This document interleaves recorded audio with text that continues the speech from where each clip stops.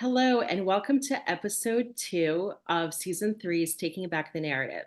The podcast, unfortunately, this season focuses on the post October 7th genocide reality. So I'm honored to feature tonight's guest, Kobi Koren. Kobi, I'm honored to have you on. You and I have been Facebook friends for quite a while. We always seem to have the most interesting back and forth Facebook Messenger conversations. And it's so great to finally put a face to the name.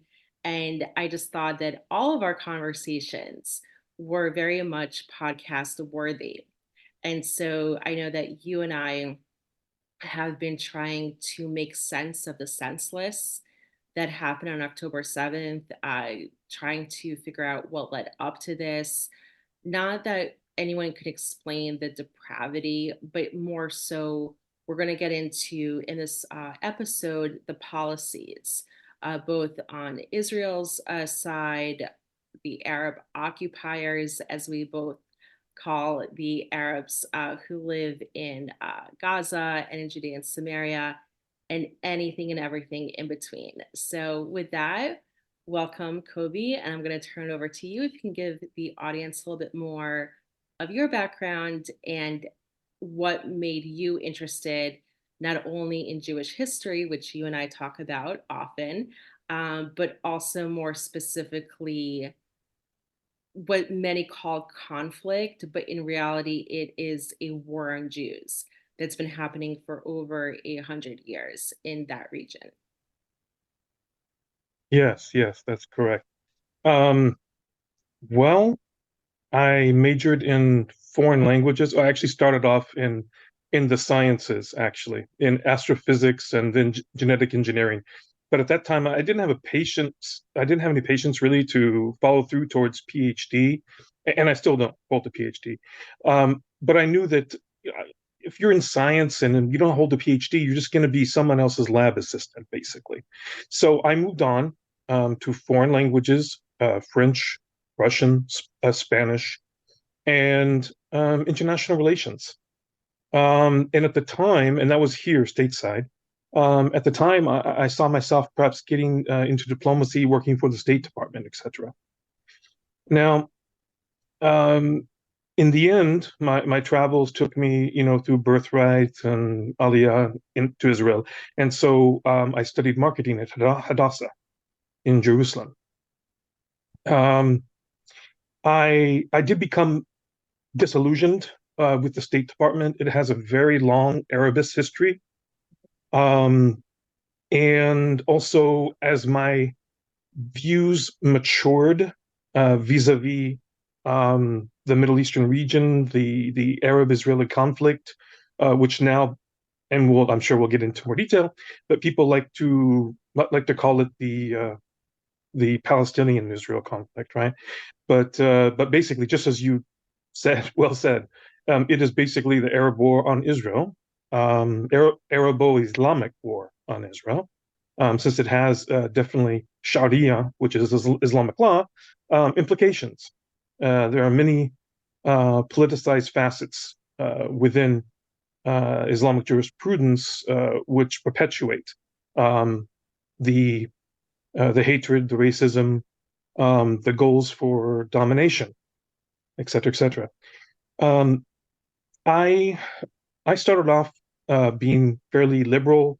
Perhaps today it looks more like the illiberal side, since they seem to be more authoritarian, totalitarian. It seems like not so much about freedoms, and you have the other side that are actually full of liberals, many liberals, classical liberals, um, wanting to respect rights and freedoms, etc. Um, and so along the way, I decided that the State Department was not for me. I actually sat down in yeshiva um, and really kind of received an Orthodox education, over 2 years after Birthright. So I guess you could say I'm a Birthright poster boy success, a boy chick from the hood. So, um, and yeah, I believe I mentioned I studied marketing et Hadassah, et Mhm. cetera, and started working there. But what else would you like to know? So I also want to know, so okay, so you said that you started off as a liberal, but you had an Orthodox education and you went through birthright. So did you grow up as a Zionist, or is that something that you became later on? Lukewarm Zionist.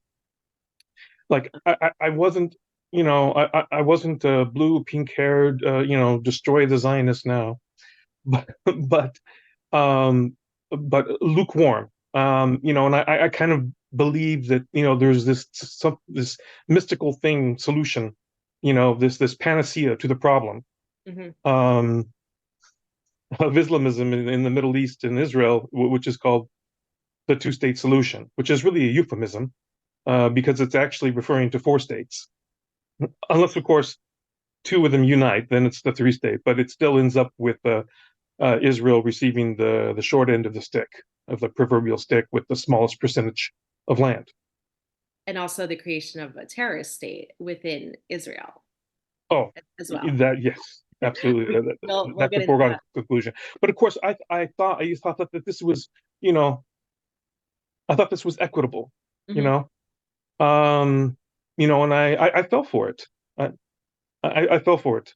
Later I took the red pill and exited the Matrix or the Platonic cave. That's so interesting because a lot of people assume that only liberals are anti Israel, but sometimes Republicans fall into that category as well. And we can get into a little bit more later on about libertarians, just in general, are very anti And Israel. members of the Tories in England, like Cameron recently. Well, yeah, so that's a whole separate topic. Yeah, that's all subtopic. Yeah, beyond our scope here. Yeah. Exactly. But for myself, like I grew up in a very Republican home, in a Zionist home, and ended up being anti-Israel for 20 years. Like, I grew up, I didn't know that I was a Jew until about 7, 8 years old. I found out, begged my parents to send me to Hebrew school. They didn't want to because the local rabbi, the only rabbi we had, was very liberal. I'm a first generation American, so my parents said, we didn't come to this country to escape communism for you to be indoctrinated. So no, no Mm, Hebrew school. So my parents took me to Israel for my first ever international trip. It also happened to me my bat mitzvah, transliterated the Haftorah portion up on the Masada, didn't understand a word that I was saying. But I remembered being so enamored with the story of the Masada, which actually was very historically accurate. It happened. And I don't know, the rabbi was talking about Anna Frank. He knew that it was age appropriate. We had just read, all about her. And, as important as she was, I was far more interested in these Judean warriors, in these heroes mm, who were not succumbing to oppression, who were not succumbing to their ultimate faith, and who had fought so hard and for so long. There was only so much that they could have done. And so, I was 13 years old, came back to America, and from 14, the very next year, to 32, I wasn't like the Hamas supporting, keffiyeh wearing radical Jew, like if not now, and Jews for Peace. But I was anti Israel and I had a lot of non Jewish friends, and they were not anti Semitic. But every time Israel would be on the news, they would turn to me. I was their token Jewish friend. And they would say, "Oh, could you explain what's going on?" And like you said, to mirror exactly what you said, there's two people. Israel had stolen land from these Palestinians, right? Because if they're Palestinians, then and they're a people, then every people must have a homeland, right? And so I grew up very Ashkenaz background. I didn't know that there were Mizrahi Jews, didn't know that there were Sephardic Jews. Forget about knowing that 20,000 Sephardic Italian Jews were the first in the Ashkenaz region, and all Ashkenaz came from those 20,000 Italian Jews. Didn't know any of that. And so I mm, just, assumed like Ashkenaz Jews are from Europe. I grew up in a community where people were asked like, "Oh, what's your background?" "I'm Russian, I'm German, I'm Polish." So people would ask me, "What's your background?" "I'm Russian." "Well, but I'm also a little bit German, but I'm also a little bit of Austrian," right? Like the Jews would call themselves mutts, as if we didn't come from one singular place, right? Like, oh, look, we're just from all over. So I didn't have an identity, a strong identity. I had no idea the Jews are actually indigenous from Israel. To me, Israel was where religious Jews go, right? That's where the Bible happened. And that was my life for 20 years. And so even when I joined Jewish organizations here in New York, when I moved to New York after college, they were all using anti-Semitic terminology like Palestinians and settlements and settlers and a West Bank and apartheid wall. And so they were not helping me understand, or the other Right. constituents I mean, were settlers, actually. it doesn't sound so indigenous, does it? I mean, No, exactly. So yeah. apparently we settled our own land, or like we settled land, right? That I mean, apparently. if they're settlers, then I mean, the side that's settling, they really need to maybe, you know, compromise, Absolutely, right. So everything that, our government at the time, like what Clinton was saying, and we'll go into this in a couple of minutes actually with Oslo. Now I call it terrorist accords. To me at the time made perfect sense, right? Like, okay, like, yeah, like we need to, like you said, like compromise. We need to give away land for peace, and all this nonsense that, again, I can't go back and blame myself, nor do I blame 80% of Jew haters out there who are marching against Israel, not because, and I'm convinced, because I've been around a lot of those people, I am convinced that most people who, especially like Americans who are marching against Israel, especially those who are non-Muslim, are not marching because they hate Jews and they actually hate Israel. They're marching because they think that what Israel is doing is not fair, right? They are oppressing this Right. people called the Palestinians. This And minority, yeah. And if there are right, Palestinians, and if there's a Palestine, then I guess they're from Palestine, and I guess they're the indigenous. And so, if they're the absolutely. indigenous, you got to stand with them, right? I mean, Exactly. So again, like without, even when I became a Zionist in 2014, and I still didn't know all the facts, just like, little bits and pieces, it's just no wonder, right? I think we'll go into a little bit later what the KGB did in 1967. It was the most successful propaganda campaign probably in the history of the world, right? Like to create a false liberation movement, to create basically a peoplehood, not only to create a peoplehood and a false liberation movement, but to steal the very name of the indigenous people and then it, apply it it was to, it was co-opted since in the West, right. ever since Emperor Hadrian, right? We call it Hadrian's curse. Mhm. Um, Originally, it was meant to be an insult, and it's kind of a misnomer, but it became known as Jews became known as Palestinians in the West, during 1,800 years or so. Yeah, so it was actually, so here's where we can debate on, because I, from 2014 to actually like maybe 2 years ago, I was also taught and read multiple sources that Palestinians was basically an FU to Jews, right? Because it cost the Romans, well, and this is a point of pride for myself, hopefully for other Mhm. Jews too, it cost the Romans more men and money to defeat us than any other group, right? It cost them three Well, expensive yeah, wars. the Roman Empire was the superpower at the time. Mhm. There was almost no question. I mean, Persia was simmering in the background, and they were going to meet later, as the Christian Roman Empire and the Byzantines later on. But they were the uncontested superpower in the region. And Mhm. this little hamlet of a country, dared to resist. And not only that, but in the two major wars, there were many more, but we, in general, in the public, we only are aware of two of the large resistance wars, right? Um, in the first and second century of the Common Era. Um, but it not only was it daring on Israel's part, amazing to stand up to the superpower, but it was, I mean, and very few did ever to the Romans, obviously. But the fact that it took them 3 years or so each time to stamp down the rebellion was just amazing. Because again, this is a superpower, and you have basically kind of Ama Aretz, which is Hebrew expression for like the simple people, so to speak.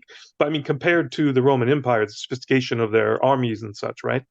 And it still took 3 years, and that was a point of consternation for them too. That's something they just couldn't swallow. So a little correction, I actually, and I'll share this with the audience as well, and it actually took 20 years in one of the Hmm. wars to defeat Jews. So it was actually three wars. The second war was very short, but the third war was the Bar Kokhba Yeah, the revolt. second, what 132 to 135 of the Common Era, roughly, I believe.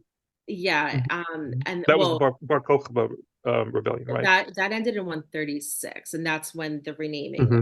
started. So it's interesting. So in a way, just to fill in a little bit of historical gap for our audience, for those who don't know, so you were right to say, like, Jews were this small hamlet of a population, and I never understood how the Romans got to Israel. I thought like, oh, so they conquered Israel to maybe get to Egypt. Egypt was a prize, but They turns were out, invited in. yes. They And were invited in. In a way, there's I've looked at this almost as a parallel to the British in the mhm, 20th century, actually.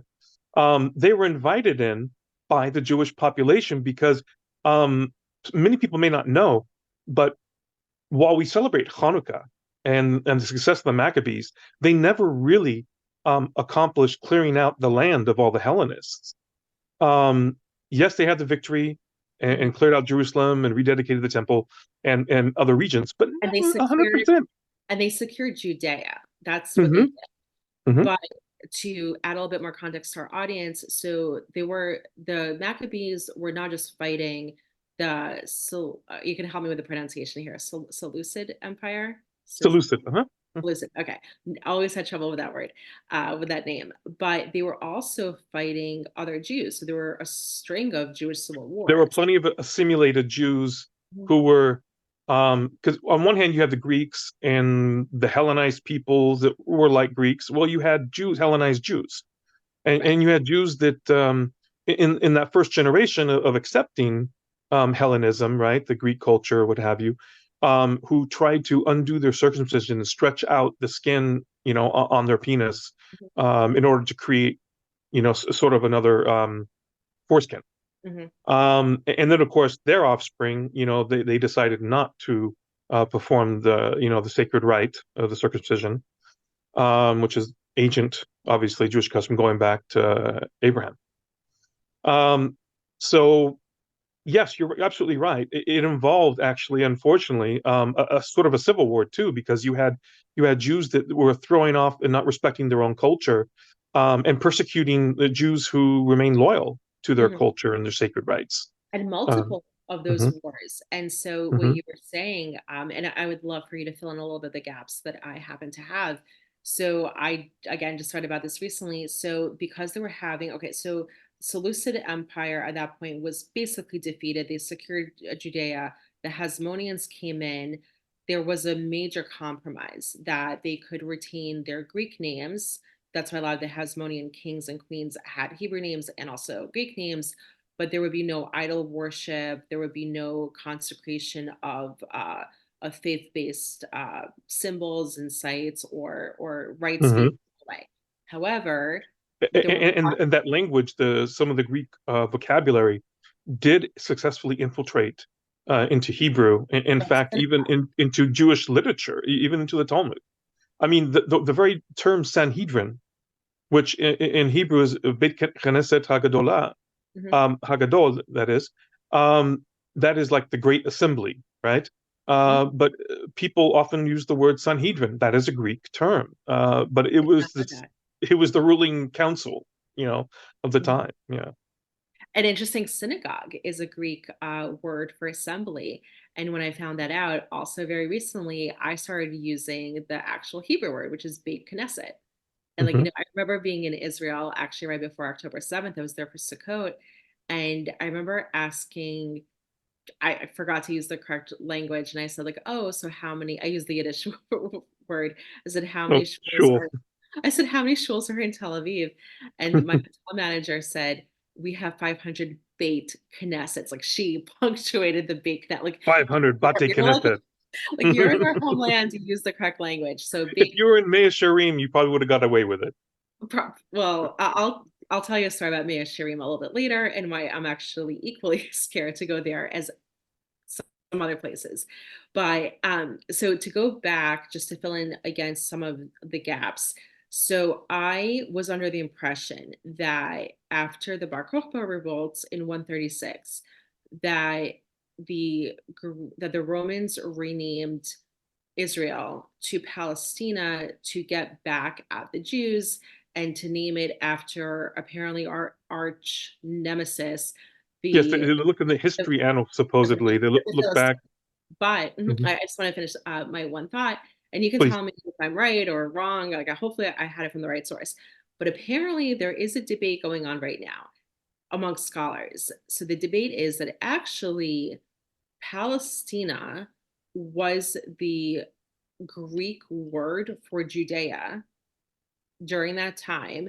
So what the Romans did, they just started using the Greek term for Judea and then Hmm. tacked on Syria. So it was, because they also took over Syria, so Syria, Palestina. So what do you think? Is that accurate, not accurate? I haven't read that. I'd have to examine the sources. I mean, it is possible. There are, I think, a few places in literature, in Greek documents, where they did refer, but it's interesting because Palestina comes from, pleshet, palash, which is Hebrew to invade, you know. But they did have some of their people within within the land of Israel. In fact, the Philistines, or Plishtim in Hebrew, the Philistines, they not only were in Gaza, they not only were in Gaza and including in Ashkelon as well, Mhm. but also they had two other colonies on the coast of Egypt. Oh, interesting. Hmm. And Hmm. it's But funny. You so don't there hear were from Greeks Timothy? that knew that they're colonized, that there were Greek colonizers on the coast of Egypt and in Israel, and so it's understandable that it is plausible that they did term the region after those people who were likely Cretes, as far as we Right. I know. was going to add You that. know, They're not even and it from was Bavaria. probably after the eruption, actually. The There was a great volcanic eruption and destruction of a lot of Crete.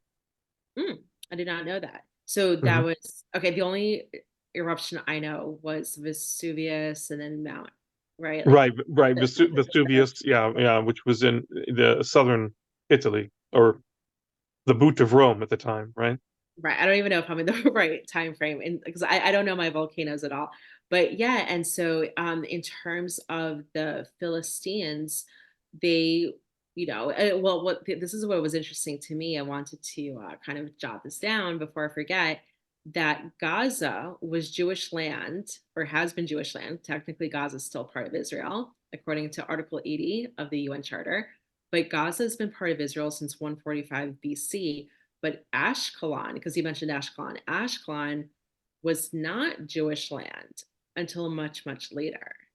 Hmm. Yes, Right. interesting. So isn't that interesting? So people associate Gaza with everything non-Jewish. People don't have an issue with Ashkelon, considering it's been always part of Israel. It's actually Right. the reverse.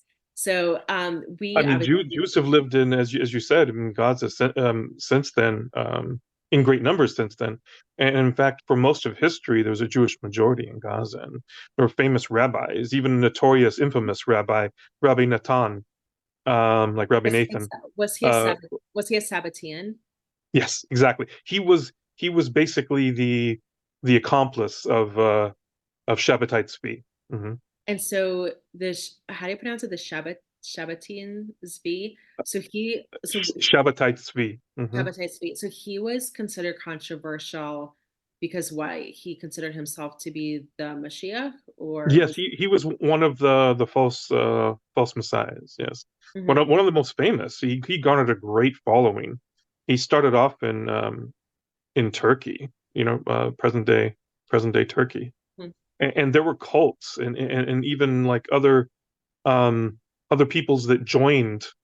They didn't necessarily become Jewish per se, but they joined the cult and intermarriage, and vestiges of it went on for 200 or 300 years. I mean, there were still some secret Sabbateans even 100, 150 years ago, in Wow. modern day Turkey, actually.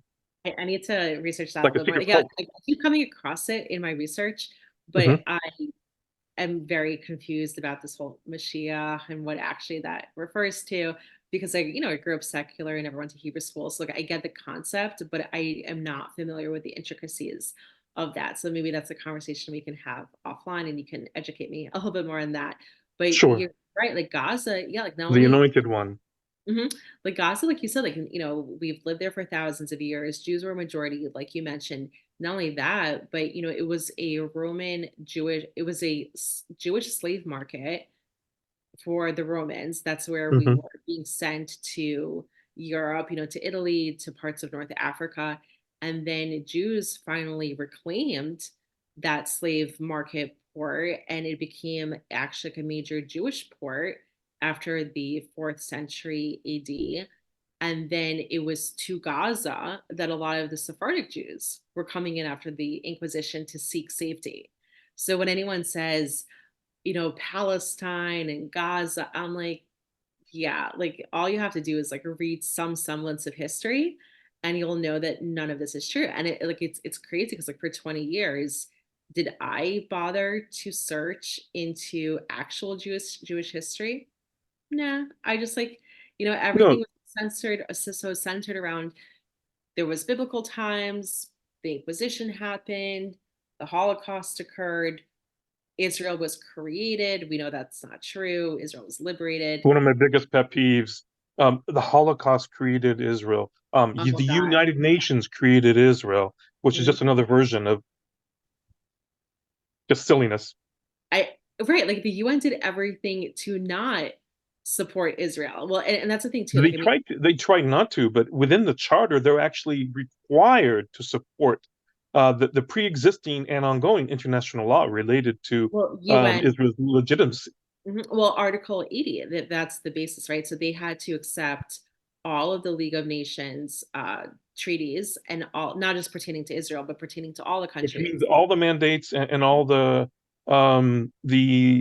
countries that Mhm. matured from the mandates, once it Absolutely. was inured. So And not only all the yeah. mandates, but any treaty that any country or nation Well, had many prior. people don't know, but that's one of the great foundations of international law. I mean, some people even debate whether international law exists, but if it does, certainly, well, treaties are involved. I mean, there was a Treaty of Versailles, Right. that also had to do with the mandate system and creating these mandates that created the foundational international law. You have the League of Nations, um, the framework for the mandate, the mandate law, the mandate rules, etc. Too, within its very documentary foundations. Which, of course, for anyone who doesn't know, the League of Nations was the precursor, the international body, the precursor to the United Nations. Absolutely. And so, many people mistake that that the UN is some kind of, I don't know, like self functioning vehicle. It's not. It just, it's a consortium of countries, and depending on the era, is who leads those countries. So at the time when Jews liberated Israel, it was 48, and those years leading up to it, Britain was very much in charge of the UN. They were anti Semitic and they were pushing anti Semitic UN policies like the 1947 partition plan, which for Yeah, some that reason, violated international law. oh, see, did not know well, yeah, right, because it violated Article 80, right, of the UN Charter, basically. Correct, correct, But, correct. but what people like don't understand I, for the most I, I part, I mean, there's already a problem going back to 1922, right, which we both know of, 19, you're regarding referring the. to the Mhm. San Remo Accords, Well, I mean, even the first original version 19, of the mandate went to San Remo in 1920, so um, 1920, 1922. and So then 1922. right. So for our audience, just to fill in a little bit of that gap, so 1920 at the San Remo Accords, it was part of the League of Nations. It was right after World War One, and the Ottoman Empire was being carved up. So the Ottomans were going to reclaim or going to hold on to Turkey, but everyone else, all the indigenous people of that region, were set to lay their claim to their indigenous lands. So the Jews Correct. and the Kurds and the Assyrians, and the Jews had a little bit of help from the British. And so, because for It was short-lived, very that short-lived for 2 years, pro-Jewish, right? British activism was very short-lived. Lord Balfour in 1917 wrote his very famous Balfour Declaration, that in so many words that the land of Israel should be liberated and allowed to become a state again, after all these centuries of occupation. So it wasn't actually supposed to be a state. Like, we can talk about this. Like, personally, I push back when Jews call Israel a state because, especially in modern times, it's basically treated more like a vassal state, whereas Israel is a sovereign Mhm. country, got its sovereignty from the UN finally in 1949. But what happened in San Remo, so the first Well, iteration no, of no, Israel didn't receive its, as far as I'm concerned, Israel didn't receive its sovereignty from the United Nations. It already it, um, it had that, due to international law, that liberated it and allowed it to, mature into a sovereign state again. But the UN vote, yeah, that didn't create Israel and that didn't give Israel its sovereignty. All that was a member vote because the UN doesn't delete or create states. So, no, no, of course. so So, that was just a vote for membership as a country within, yeah, well, the it fellow wasn't just fellow a vote. nations. Well, yeah, so it was twofold. It was a vote for membership, but also it recognized the sovereignty It recognized, yes, the yes. country. But yeah, so what people are missing, and I see this all the time, especially amongst Jews, even Zionist Jews, they'll say like, "Oh yeah, like the UN created Israel," and I would say like, "Okay, so where the anti-Semitic 1947 partition plan that was British led? The British had been anti-Semitic from 1922 all the way through the entirety of the Independent War of Independence, 47 to 49. Was it when the British were not letting in Jewish immigrants back to their homeland, and that prompted. I had on actually an expert on the British occupation. I believe this was first season, and he was Hmm. saying that it was the British actions that led to the final solution. Because originally, and of course, what Hitler, we're not excusing anything he did. He was just, the epitome of evil. But originally, his goal was to rid Europe of Jews, to rid them, like have them go wherever, just get them out of here. And so, what the British were doing, because they were occupying our homeland and violating the terms of San Remo circa 1920, which said that the goal is to help the Jews regain sovereignty in their homeland and to expedite swiftly, right? Synonym, the immigration of Jews back to their homeland. So they violated those two points, and it cost so many Jewish lives because when World War II was already raging and countries were closing their doors to Jews, so the only safe place should have been our homeland. But the British, obviously were curtailing immigration, putting, Enacted the white paper. Hmm. yeah, the white papers. There were Which was a violation of their own fiduciary duties as mandatory of the mandate for Palestine, Israel.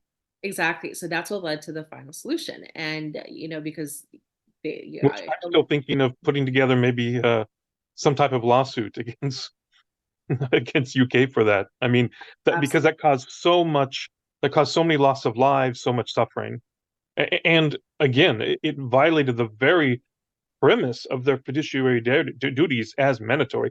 For any listeners or viewers, a mandatory in this context was the country supervisor over these mandates. Each one had a designated mandatory, and so that was the country supervisor that was to aid and abet the um, the indigenous peoples to um, develop, the infrastructure and the governmental bureaucracy to mature and be able to manage a country, to receive the reins, so to speak. It was their duty to help, not to hinder. So let me ask you a question if you happen to know the answer. Like, I'm sorry to put you on the spot here. This is something like I just started wondering about. So we Hmm. know the onerous actions of the British. Basically semi or would led up to genocidal actions of the British against the Jews in our own homeland. Did the British act similar to other countries, to other people that they also were tasked to help regain sovereignty, or were we the only ones? Um, I'm not sure if I can answer completely, but I would say that we were the worst ones. We Mhm, received the worst hand. Certainly, I feel that they were looking out for their own interest mhm. as a nation, as an empire at the time. Um, they did take advantage of a couple other, mandates, but nothing to the extent. I don't feel that they did anywhere as near as much damage and caused as much human casualties. When it came to um, Israel's liberation through the mandate system. Absolutely. And their poor. Well, poor is a very diplomatic word because it was deliberate. Mhm. Poor management. Yeah. Right, and they were blatantly pro-Arab, and what I was shocked to learn when I was doing my research, for the website, TBTN, Israel.com, it's the Zionism education website, Taking Back the Narrative, is that I'd never understood or realized that the British were fomenting a lot of the Arab riots against Jews.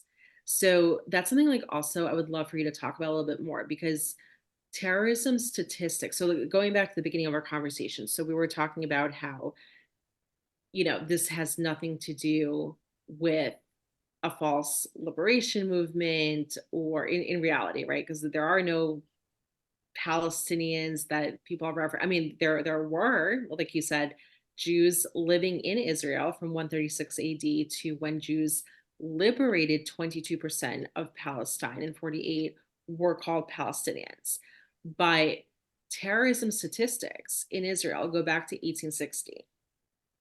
Yeah, easily to the 1860s. Right, right. Right. Safat, Hebron. Mhm. Right. By back then, again, of course, so like the most oppressive regimes, this is my opinion, you could agree or disagree. And if you disagree, I would love to hear why not. But from doing my research, I realized that it was actually the Christian occupiers that did the most damage. The Crusaders near decimated the Jewish population in Israel. And then you had, the Ayyubid dynasty that actually helped Jews because they helped the Jews return to Jerusalem after, Briefly. Yeah. right, after, but they pretty much like left Jews alone, right? And so the Ottoman Empire also, it was 400, it spanned 400 years. For a good 200 of those years, especially in the first half, very positive towards Jews all over the Ottoman Empire. And in Israel, it was a backwater land to them. They didn't, want to build it up, but they also like did not want to destroy it. They were not sending Muslims to attack Jews there. And then, like all Muslim empires or occupations, some rulers were better, some rulers were worse. So, like, towards the end, that's when things turned against Jews in Israel. 1882, they stopped all immigration, all Jewish immigration to Palestine, because 1882, what was happening? Zionism as a political entity started to emerge, and so they were afraid of that. They were raising taxes exorbitantly on Jews in Palestine. That was very much tied to demitude, to show like we as Muslims are superior and dominant, and you accepted this Pact of Omar. Uh, And the Ottomans were getting really worried, and they started bringing in even forcibly transferring other peoples mhm. into the land. Um, you Were know, they out from the but, Balkans? well, but they've done that off and on throughout the period that they were in charge. But it really picked up in the 1880s. Right. But before that, so like my point is that over their ruling of 400 years, it was actually the Christians who mostly were bearing the brunt of their discriminatory policies, not so much the Jews until Well, almost the very end. the Christians were the main people who suffered under the Ottoman Empire, you're saying? Yeah, the Christians Hmm. in Turkey. Hmm. And so actually it was the Christians who turned on the Jews, because when the Jews, the Ottomans rescued a lot of the Sephardic Jews who were fleeing the Inquisition. And so the Jews were given favor in the Ottoman courts. They wanted to use our trade skills, so many other skills that we brought, high education rates. And so the Christians were actually demoted as a minority under Hmm. the Ottomans. So the Christians were very bitter against the Jews. So finally, I think this was around the 16th. Who was it? Solomon the First died, and he was great to Jews. So he died. The economy was, uh, you know, uh, firing on all cylinders under his rule. And then when he died, the economy took a turn for the worse. And what happens around the world when economies turn downward? Usually, the Jews are the first to suffer, and this was no different under the Ottoman Empire. So it was actually the Christians who turned on the Jews as the economy was turning, and convinced the Muslim rulers that now the Christians have more power, they have more connections to Europe. These Jews are pretty much useless. They're not as educated anymore. Now the Christians have inversed their contribution to the empire. So yeah, so because the Christians were put down for so long, they're the ones who instigated that last push against Jews. But so my question being, or like something to like talk about. So yeah, going back to the British. So to me, it seems like the British occupation did absolutely the most damage to our people in our homeland, more than almost any other, to me, except the Crusades, because that was Well, just brutal in nature. hmm But in terms of policy, right. In my estimation, I mean, we kind of received it from both sides. I mean, both, in the Christian lands of Europe, and also anywhere Arabs and Muslims invaded and took over and took control and deposited the ancestral lands, whether it be the Jewish homeland or other people's ancestral lands, oh, I mean, like into. I'm sorry, I mean, like in Israel, like who was like Oh, like to me it was the okay. British in terms of policies, Hmm. right? Hmm. The Crusaders, I would say, were the worst in terms of body counts, uh, decimating our population. But it was the British. So when we look back on what led up to October 7th, the genocide, right? Like, so, the immediate answer, of course, is, well, Hamas was the perpetrator. We can go into more in terms of uh, explaining or defining Hamas, right? Like, I personally hate this slogan Zionism terminal saying like free Gaza from Hamas. To me, Hmm. defining Right, Hamas, right, all because the that's military. assuming that it's not this racism and this love of genocide, goal of genocide of the Jews, and that the Arabs and Muslims are going to fight the Jews and murder all the Jews in order for their end of days to play out, as if it's only held by Hamas, and that is not the case whatsoever. And The also vast the majority of the people are supportive of that right, and and the are vast looking forward majority. towards that. I mean, 90% of the people support, genociding all the Jews. We're talking about, the Arabs and Muslims in Gaza and Judea and Samaria. Hmm.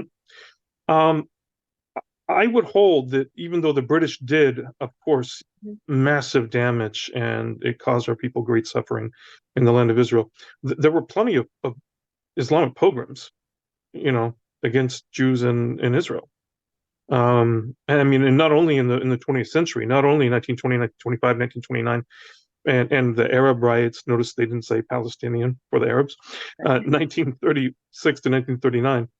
Um, but we have, in the 1800s, in the 19th century, we have several, and there were others before that. There were times when the land was kind of empty of Arabs and Muslims. That there weren't that many, Mm. and so of course there were less pogroms then. But it seems that in general, wherever um, you have Arab or Muslims ruling the area, that there's these pogroms. Of course, Jews are among the prime targets, but some other various people that have survived in small numbers also under them also suffered, like the Armenians, Hmm. the Assyrians, Right. etc., the Balochs of Balochstan. But it seems every 30 to 50 to, or at least 50 to 70 years for sure, there was like a major bloody rapey pogrom that was enacted, that sprung up. Interesting. Because I personally, well, I read about some. I know like some have been debunked. Like there was this assumption that there were pogroms up in the north. Forgot the year. I think it was like early 1800s, but it actually turned oh that like Jews were ethnically cleansed from some of the northern towns of Israel. But turns out it was actually against the Druze. The Druze were fighting the Ottoman, or sorry, the Jews were fighting the Byzantines, and Hmm. the Byzantines had just lost to the Ottomans. So the Ottomans cleared out the Druze because the Druze were acting up. And after they cleared out the Druze and the Jews, because they just said, okay, fine, we're going to clear out like, oh, this happened in Sfat. So it was they called it the Sfat pogroms or the Sfat ethnic cleansing, but in reality, Hmm. The Jews and the Druze were only kicked out for I think like 2 weeks until the Druze calmed down, and then everyone was invited back in. So Excuse me, if I can just interject briefly. Um, Abu Mazen, that's his nom de guerre, of course, Mahmoud Abbas. Mahmoud Abbas, the arch terrorist of the PA and Fatah terrorist organization. Um, he has origins. They lived. He has a few generations, back. His family occupied, settled in Sfat area. But his origin is Iranian. and actually, Abbas has a little bit of Jewish ancestry. They linked genetically him to a rabbi from Tzva in the 16th century. And this is something that my mentor, who works for the Center for Security Policy, told me about when he was vetting the materials on TBTN. I was like, huh? And it's true. Like if you look at even like let's say the Saudi royal family, right? They're more than whispers that they're Jews, genetic There are Jews. definitely rumors, yeah, And that there's more some Jewish ancestry there, right, with the Saud right. family. Hmm. And that makes sense, right? Because, like, why did they grasp onto Wahhabism when the Muslims in Saudi Arabia were saying, okay, this is a little bit too extreme for us? Because they felt the need that they had to prove that they're of the people. Like, look how Thou doth Muslim. protest too much. Right, exactly. Right, right. And Yeah. if you look at actually some of the buildings that Mohammed bin Salman is building, one of them it's called the Kaaba, K A apostrophe A B A. I am not delusional when I say this. It looks like a bunch of Magen Davids on the building, and people are complaining because they were saying like, "Oh, he's trying to Islam de-Muslimize or however you pronounce it, de-Islam De-Islamize, yeah, de-Islamize, Islamize Saudi Arabia because this slash building." Judaize. Mhm. This building looks exactly like the Kaaba, except instead of black, it's gold. It's a mall. It's this mixed use There building, were and it there has a bunch were of a Magen few Davids on it. Muslim regional groups that somehow adopted the Magen David, the Star of David, here and there. And there was an issue about 10 years ago. There was an issue. There were some Qurans that had full of Magen Davids on the Quran that were printed, and of course now that there's mass communication worldwide, region wide, it was discovered, and um, a protest. This is, of course, internecine amongst the Arabs and Muslim issue, and so they protested it and got them removed. The so-called Jewish Qurans, with the Magen Davids on it. Interesting. There's a very interesting story. I can't reveal too much, but basically, someone I know was a defense contractor in Afghanistan, and he ended up in basically a Shabbat dinner at a Taliban leader's home. 30% of Pashtuns are genetic Jews. So we have spread far As and much wide. as 30%? 30%. 30%. Hmm. And it's true. So like, like, or like, what about the Bedouins? The Bedouins who live in Israel, in the Sinai, and in Jordan, genetically they were tested, a lot of them, and majority of them came back as genetic Jews. So it makes sense, right? Because they're a descendant of the Jews who ended up in the Hijaz. Not all the tribes were kicked out, and all the tribes were, expelled, and so many chose to remain in the land that they lived in for over 1,000 years. They assimilated, they lived as Arabs, they practiced or not practiced Islam, depending on the clan, and then eventually they made their way back home. So, and then it Hmm. was no surprise that Bedouins were the first to pledge their fealty to Israel in the War of Independence. And Well, without the I, Bedouins, I I did meet a rabbi who Michael Freund, took over. At first he was going to helm the organization originally founded by Rabbi Shalom. I forgot his last name. Um, who actually wrote the book about the Shifti Israel, the tribes of Israel, and Mhm. collected all these stories, including from Afghanistan, like what you were referring to, a contractor friend you knew. I love his work, except he needs to stop pretending that Igbo Jews are Jews they're not. What they're doing, they're Oh, you appropriating our mean Michael culture. Freund, right? Yeah, yeah, Yeah, yeah, yeah, yeah. yeah. Like Yeah, for I example, believe his organization is called Shave Israel, something. yeah, yeah. Shavai Israel. Yeah, he does great work, except in Africa. So I was at the ISMEA Mhm. conference, and there was a African Christian researcher there, and he explained that 99% of converts or of Jews in Africa are Christian converts, because in many cases, actually, it was favorable to be a Jew because you were exempt from military service, or they were running away from their families, and this was just like an excuse, like to adopt a culture. I've heard claims regarding the Ethiopian Jews, similar claims or whatever. Yeah, like most of them are not genetic Jews. I mean, I accept them because at least like they were discriminated for so long in Ethiopia.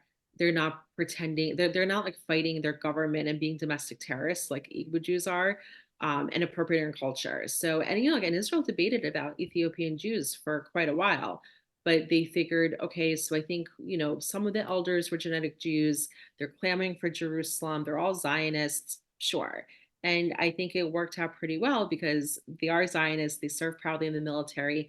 But the Igbo Jews, 40 million of them, and I didn't know better. So at first I was like, wow, we just found 40 million Jews. They can all settle Judea and Samaria, kick out the Arabs. But like, no, they're using our culture and faith to fight against their government. And apparently Biafra is some kind of Jerusalem. Like there's only one Jerusalem. So either you yearn for Jerusalem or not, right? So either you're a Jew. Right, right. I mean, there are people that are questioning the B'nai Menashe who are in the Indian, northeastern Indian regions, what Oh, have you. so on But that. Mhm. but what it seems like, especially also based on their traditions, they were originally Jewish merchants, and even Yes. Jewish merchants from Persia, Hmm. even that had traveled to the Far East, and ended up in China, and they had problems, of course, with the Muslims, Hmm. who are, believe it or not, the ancestors of the Uyghurs. The Oh, Uyghurs that we know of today, they were attacking Jews interesting.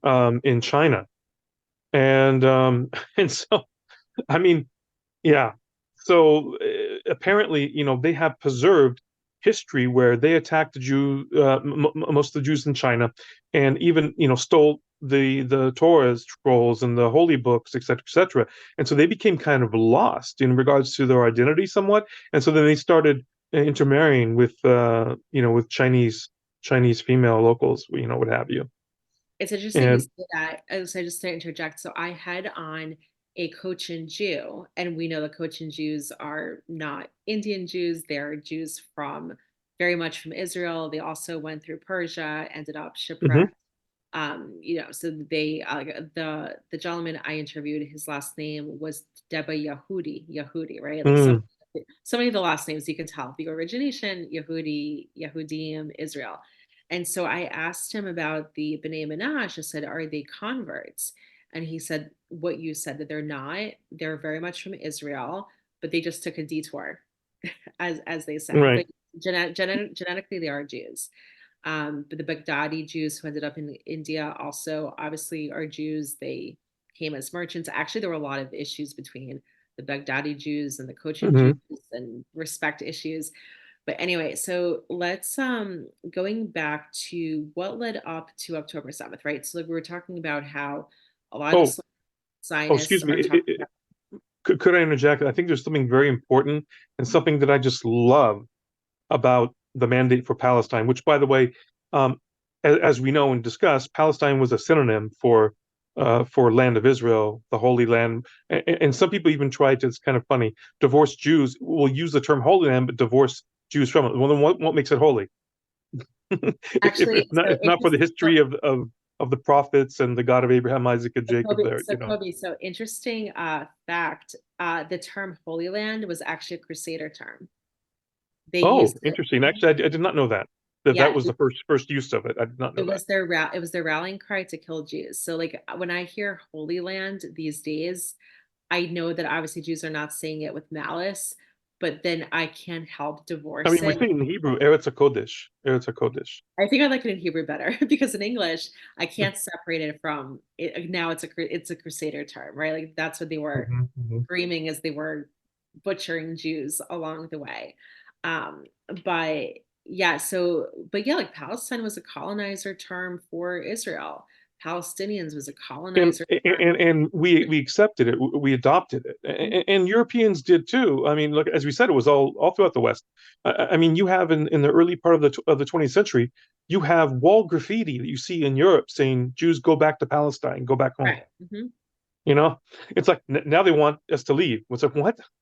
Actually, actually this is really But interesting. So I follow this comedian who's Orthodox, and obviously he wears a kippah, and he was spat on somewhere in New York, I think in some park, and mm, the person who spat on him said to go back to Israel. So obviously, he's a Gen Z comedian, so he went on Instagram. He's like, "Oh, so this Jew hater acknowledges that Israel's for Jews because he told me to go back to Israel." So same thing, right? Like in Europe, yeah, like for centuries we were told to go back to Palestine. There are newspapers mhm. from the 1940s that said Arabs attack Palestine. Arabs invade Palestine, Mhm. even. Yeah, Hmm. like Arabs hated the moniker Palestinians because it was so closely associated with Jews.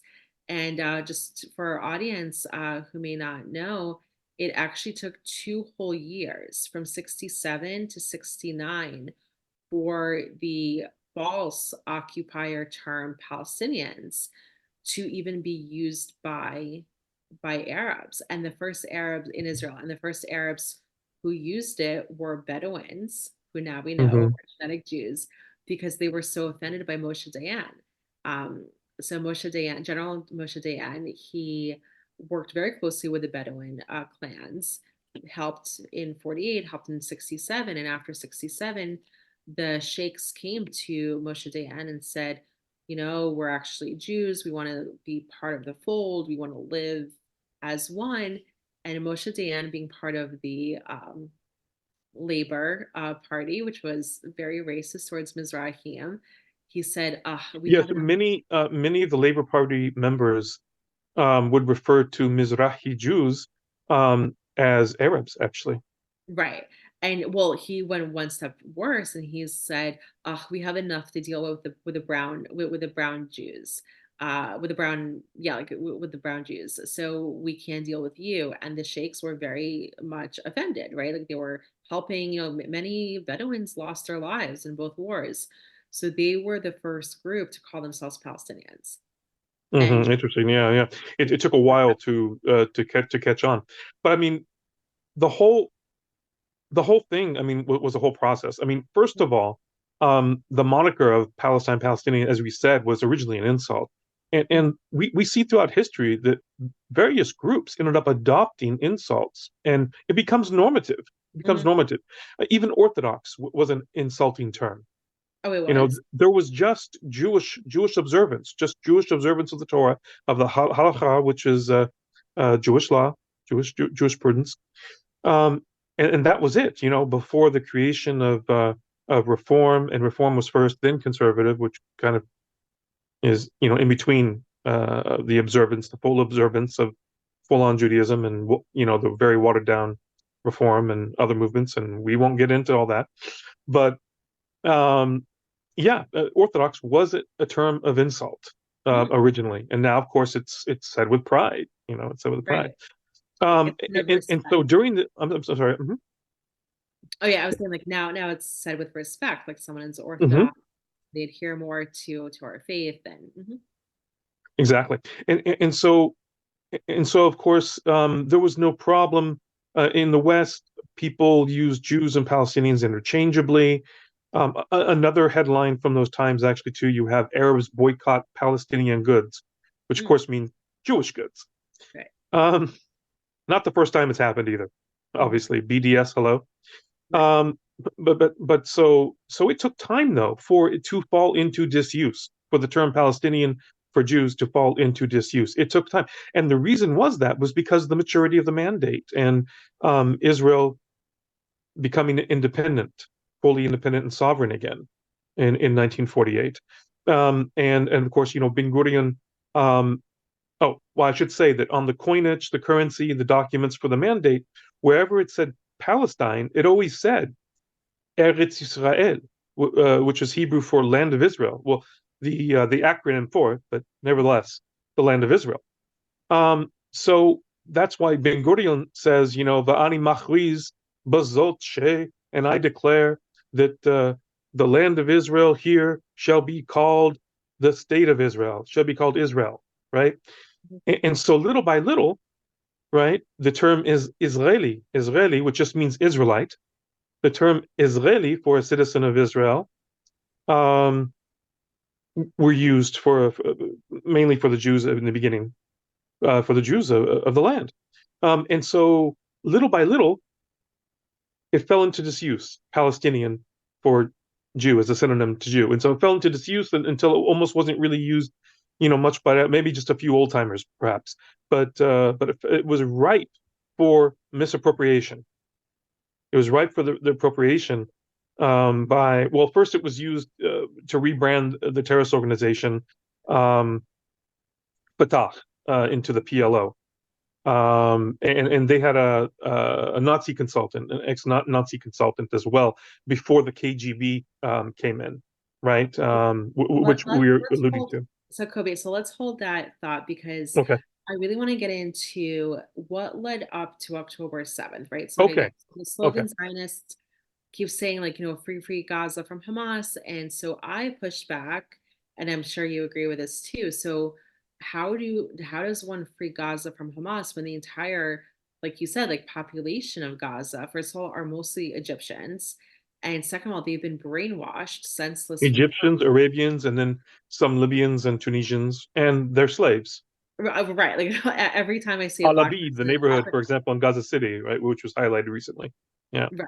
Um, And then some, hold on, so I just want to finish this one thought. And then some former Israeli Arabs who only moved to Gaza, again, Jewish land that Egypt had stolen basically, to help the Arab armies in 1948 kill Jews faster. The only reason mhm. they ended up there. But I would like to really emphasize to anyone listening or watching who lives in Gaza, those are Arab occupiers that Egypt resettled in 48, something over 200,000. Kobe, am I right? 250,000, I think they resettled around that time, radicalized That's the them. proper number. Yeah. Radicalized them. And so so when we say like you cannot extricate Hamas from a population, it's worse than even what the Nazis were brainwashed for less than a decade. These people, if you want to even call them people, I actually call them subhumans just because of what they promote, what they wish for. You have kids in Gaza before the war, before the genocide. When I say genocide, I mean the Jewish genocide that happened October 7th, where 1,200 Israelis were slaughtered. Hmm. 253 hostages were taken by a terrorist, not just by a terrorist organization. You have those innocent civilians that everyone talks about. They're the ones who are, uh, have Israelis held captive in their apartments, in their homes. Hmm. And over 1,000 of those innocent civilians helped Hamas There were kill there were Jews. 20,000. Okay, there were about 3,000 professional terrorists, Right. That means Hamas, active Hamas members, Islamic Jihad members, Who were some trained. Fatah, and Mhm. some ISIS. I mean, they even left some ISIS flags, around. Right. Um, and then you had 20,000 volunteer terrorists, civilians. Hmm. Okay, so they're not professional terrorists, so they're not receiving, as far as we know, a salary, right, month to month to be a terrorist. But they were only too happy to join in the slaughtering and raping and what have you. Okay, can you break down the number? Because again, like, we have different reports coming in. So I read it was over 1,000 civilians who had joined it because they like arrest. I read it was 20 that joined them and came across the breaches. There were several breaches in the security fence. Yeah. Is that why? Okay, so I guess this is a very sensitive question. Like, I'm not one of those Jews who believe that Netanyahu was standing down the army. Like, there was some crazy conspiracy theories. I don't believe that any Jew, no matter how left or right or anyone, would just stand by and watch Jews be slaughtered. However, why do you think, and this is just an opinion, right? Like, not holding you to any facts, because we don't know, we're probably not going to know for years and years, was the volume of terrorists, so like, if what you say is correct, because I didn't read that number, 20,000, is that what prevented the rest of the army from coming into the rescue earlier in the day? That's a great question. That's a great question. Um, and that is, there were a couple of army bases down in the south that were overrun. All Right. the rest were civilian targets, but there were a couple of army bases that were overrun, and so there was virtually no, there were pockets, right, of a few here and there, heroic soldiers and police that acted. I mean, there was a female Battalion, the police. Mhm. Mhm. At the Nova, for example, too, there was a female policeman that was working security, a policewoman, excuse me. And there might have been just one other, I believe, but she had said, "Hey, you know what? We're going to." This is obviously, was overheard by a survivor. She said, "Okay, listen up. We're going to die today, but we're going to do our best, defending everyone." And also You there know, was a female battalion, the car call. I can't pronounce. I don't know the correct pronunciation. They killed close to 100 terrorists, and it was hmm very few women. Like, I think it was like 13 or 15 women who killed over 100 Hamas terrorists, or it could yes, be very valiantly. It was civilians or amazing. civilians as Yeah. well. But were there other bases outside of the South that could have come and helped, or was that just not possible? Because, I'm now analyzing. So if the army came in with air power, you're also risking killing your own people, right? Because air power, hmm it's not much information at that point. So I know that there's an army there. There's a base near a lot, correct? Like one of the hmm military bases. Yes. So did they eventually come in, or like, I guess what I'm asking, and what a lot of Jews want to know, do you know, like, what the delay was in terms of? The delay was mainly since the two main bases in the area were attacked and overrun. Mhm, And so it took a long time to get people from the north to activate mhm, um, the soldiers in the northern bases to come down to the south. mhm. Um, as far as the base in a lot, I'm not certain about that. I only read in my readings, I only read a little bit about that, and in one article, it was just like a paragraph. And to be honest, I don't recall, so I can't say. But I know it was mainly a problem of once the word came out, right, of what was going on, um, activating them in the north and then driving down, because even though Israel's a small country, it still takes, to get from the north all the way down to the south. It still can take 4 hours, or what have you, all the Yeah, way from that's the true. north. That's true. Yeah. Yeah, but So that's something that's being. now there was some talk about that, and I don't want to go into it either. I mean there are some wild, even, right, conspiracy theories that go very very deep on this, but it was mentioned on the news supposedly that that actually Shabach and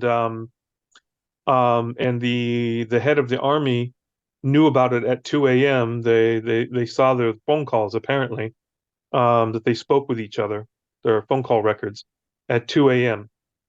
And supposedly, and people can take this with a grain of salt or not, but supposedly, um, they thought were under the impression that it was going to happen, but only two communities were going to be attacked. And it is true that the leaders in, as far as the army, the heads of the army, the intelligence services, all these groups, there tends to be a filter where you have to be like on the left. Mhm. And to a certain extent, I mean, it holds true, but on the other hand, I hate to use the term left right for Israeli politics. Um, I mean, I think left would be maybe better termed, not as loyal to the land of Israel and to the people of Israel per se.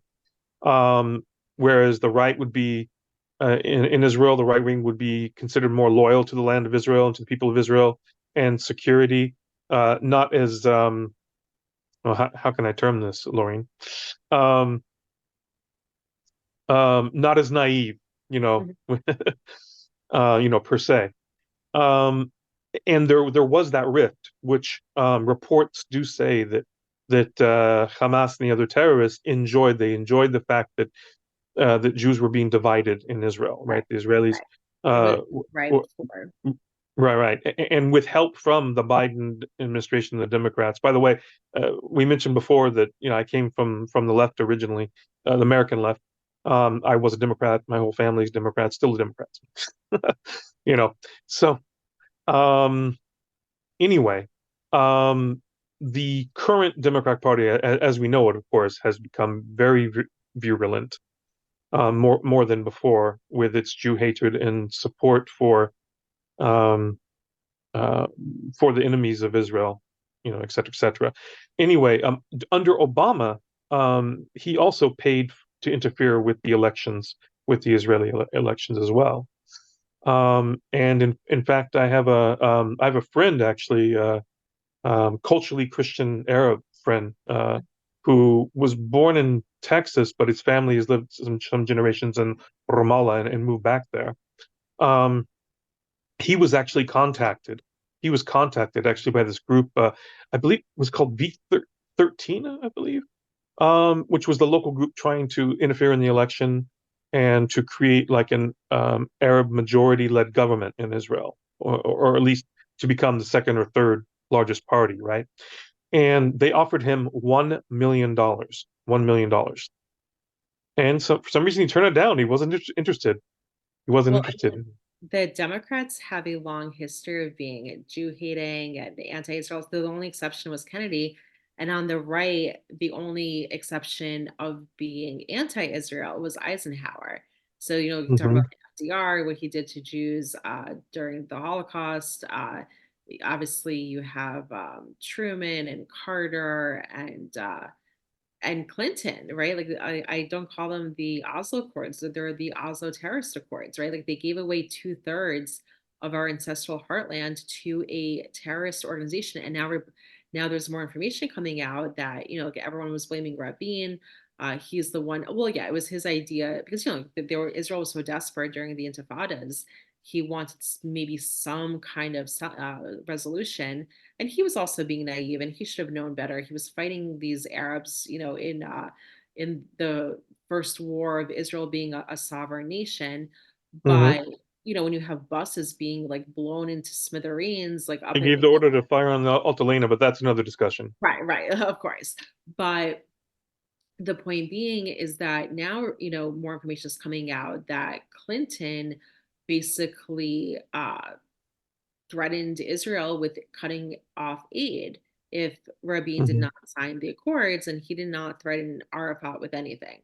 So I say it didn't start with Jihad Joe. I don't even call him Biden. Biden's too respectful. It didn't start with Jihad Joe. It didn't start with Obama. It was there forever. And then Clinton really like drove that nail. And what is It's Obama? been there forever, but Yeah. but um, but we have three presidents. We have Carter. We have Mhm. this evil trifecta, so to speak. Right. Terror supporting, major terror. I mean, all of them has been terror supporting to a certain extent, but major terror supporting trifecta of Carter, Obama, Obama and Jihad Joe. and Jihad Joe Biden. Yeah, yeah. Jihad Obama. I mean, even Jimmy Carter has the moniker, the prefix moniker Jihad Jimmy, Jihad Jimmy Carter. Right, right. Um, And Jihad Joe, the thing is, like, yes, like, he himself, he plays like the double game, right? He goes to Israel when Jews are slaughtered, offers condolences, and then as soon as the Jews start, retaliating against being slaughtered, uh, then he gets scared of the Arab voters that are threatening to leave their support, up in Michigan, and sends mhm. liaisons to these Hamas communities, but more so than blaming Jihad Joe, I think we need to start blaming what I call the Jutards that actually run his administration. Blinken, Ambassador Nides, a Jew who, he's a Jew who was speaking with the virulently anti Israel Jewish group, if not now. And he was saying, your mission is my mission. What's their mission? To divide up Jerusalem, give away not East Jerusalem, there's no such thing, eastern portion of Jerusalem, to be the capital of some non existent country called Palestine. Yes, Basically, even in the so-called Muslim quarter of Jerusalem, the Muslim, to be Mhm. fair, intellectually honest, the Muslim occupied quarter of Right, Jerusalem, right. you can see that a lot of these ancient homes have these little divots in the Or post, in the stone post of the doorway. for the mezuzahs. Exactly, that's Yeah. where the mezuzahs were, and I don't think Muslims put mezuzahs on their houses. And actually, some of the Muslim occupiers, right, because many of them were resettled after the Jordanian occupation there, they said, like, oh, yeah, we know that these are Jewish homes. Some kept the mezuzahs and said, it brings us good luck. It bring like good luck to you. So we'll keep them around. So the point being is that, this administration, this sham of an administration, the election was stolen. Anyone with a brain can understand that, is run by Jutards. And so, look, again, you have Ambassador Nides, who was trying to divvy up Jerusalem. He was against these illegal Jewish communities that the Jew haters called settlements. Again, you cannot settle your own land, that's your own land.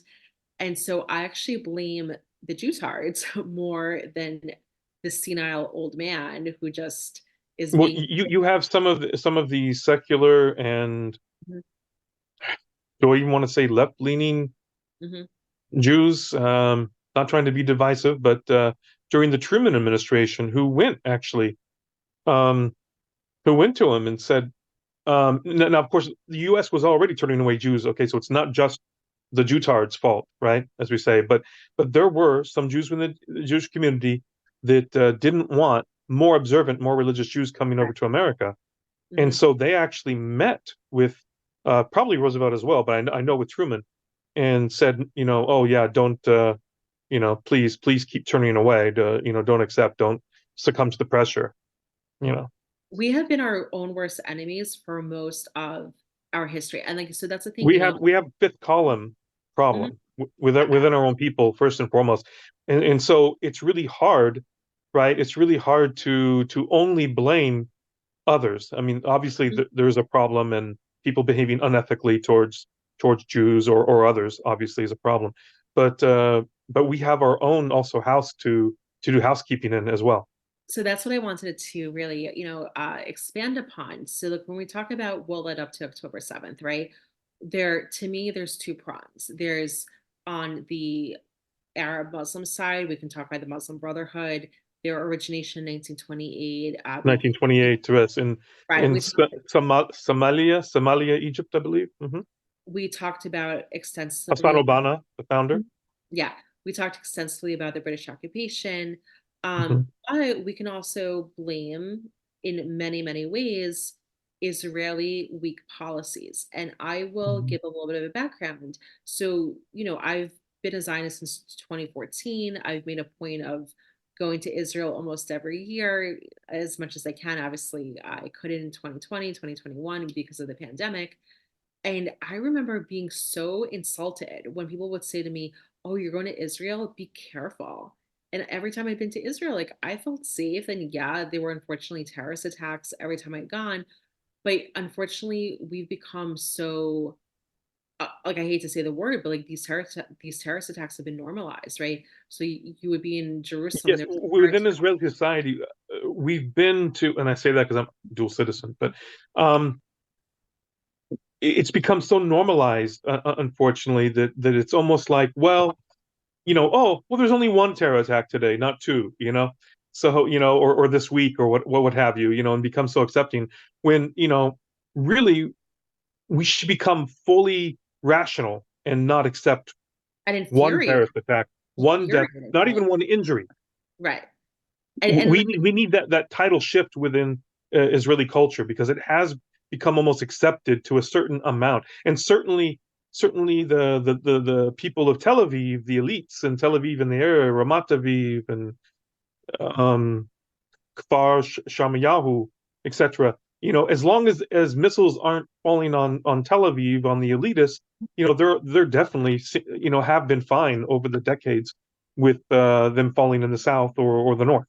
oh, I've seen it firsthand. Like I remember being having cocktails at some, cool bar in Tel Aviv and reading on one of the apps that there were rockets being launched in the south of Israel. And I remember talking to a friend that I was having cocktails with. I was like, "Oh my gosh, they're rockets. Like, can you believe that?" And she just like shrugged it off. She's like, "Oh, well, that's like it's at least like an hour away. Don't worry." I'm like, "Don't worry. Like, those are our people being targeted not even an hour away." Or I was on, and it's not just Israelis, it's also American Jews. I was on a trip with Republican Jews, I would say for the most part. It was the American Friends of Magen David Adom, and we were in Hmm. Jerusalem. There was a terrorist attack. This was 2022, pretty late, but pretty recent. So there was a terrorist attack somewhere in Judea and Samaria, and I was just so heartbroken. Well, like my emotions go from like first, like you hear about it, like, oh my gosh. And then it goes from sadness, heartbreak to just like furious. Like, I can't believe this keeps happening. How dare they? How dare, like Israel keeps like, accepting this. And the people on my tour, they just shrugged it off. It's like, oh, it's in Judea and Samaria. Like Judea and Samaria. Yeah. Like, again, like those are It's just Jews. in the heartland of Israel. That's all. Yeah, like it doesn't matter where it is. Like, but for them, it's like, well, it's like over there. And a lot of these people don't even say Judea and Samaria. They're like, oh, it's in the West Bank. I'm like, can you not use anti-Semitic terminology? Like, we just had a Can you not use an outdated? I mean, it was never legitimate, but can you right, not use the right. outdated Judaic occupation term? Can Thank you you. not use a 1950 Jordanian occupation term? Right. So anyway, I, so the I people, mean, basically, excuse me if I can interject. Remember where sure. you're at, and that is in the shift from Palestinian being synonymous with Jew to the falling to disuse and then being adopted, well, appropriated, even misappropriated, by the Arab Islamic groups. Um, the interesting thing is that I just lost my train of thought actually on that, but it had to do with exactly what you were talking about. Yeah. Um, So oh, I'll, oh, oh, oh, the West Bank, right, right. Yeah, and that is that using the term Palestinian for a non-Jew has now become actually, speaking of West Bank being a relic of an old, Jordanian occupation term, using Palestinian incorrectly, propagandistically, it's a propagandistically charged now for a non-Jewish Palestinian, right? Um, it's really a relic of the Cold War. absolutely. And, people don't understand too that in 1964, when the PLO was formed at the Arab League Summit in Cairo, they did not call themselves Palestinians.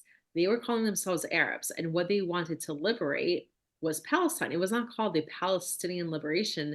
What's it called? Now I've lost my train of thought. PLO. What does the O stand for again, really quickly?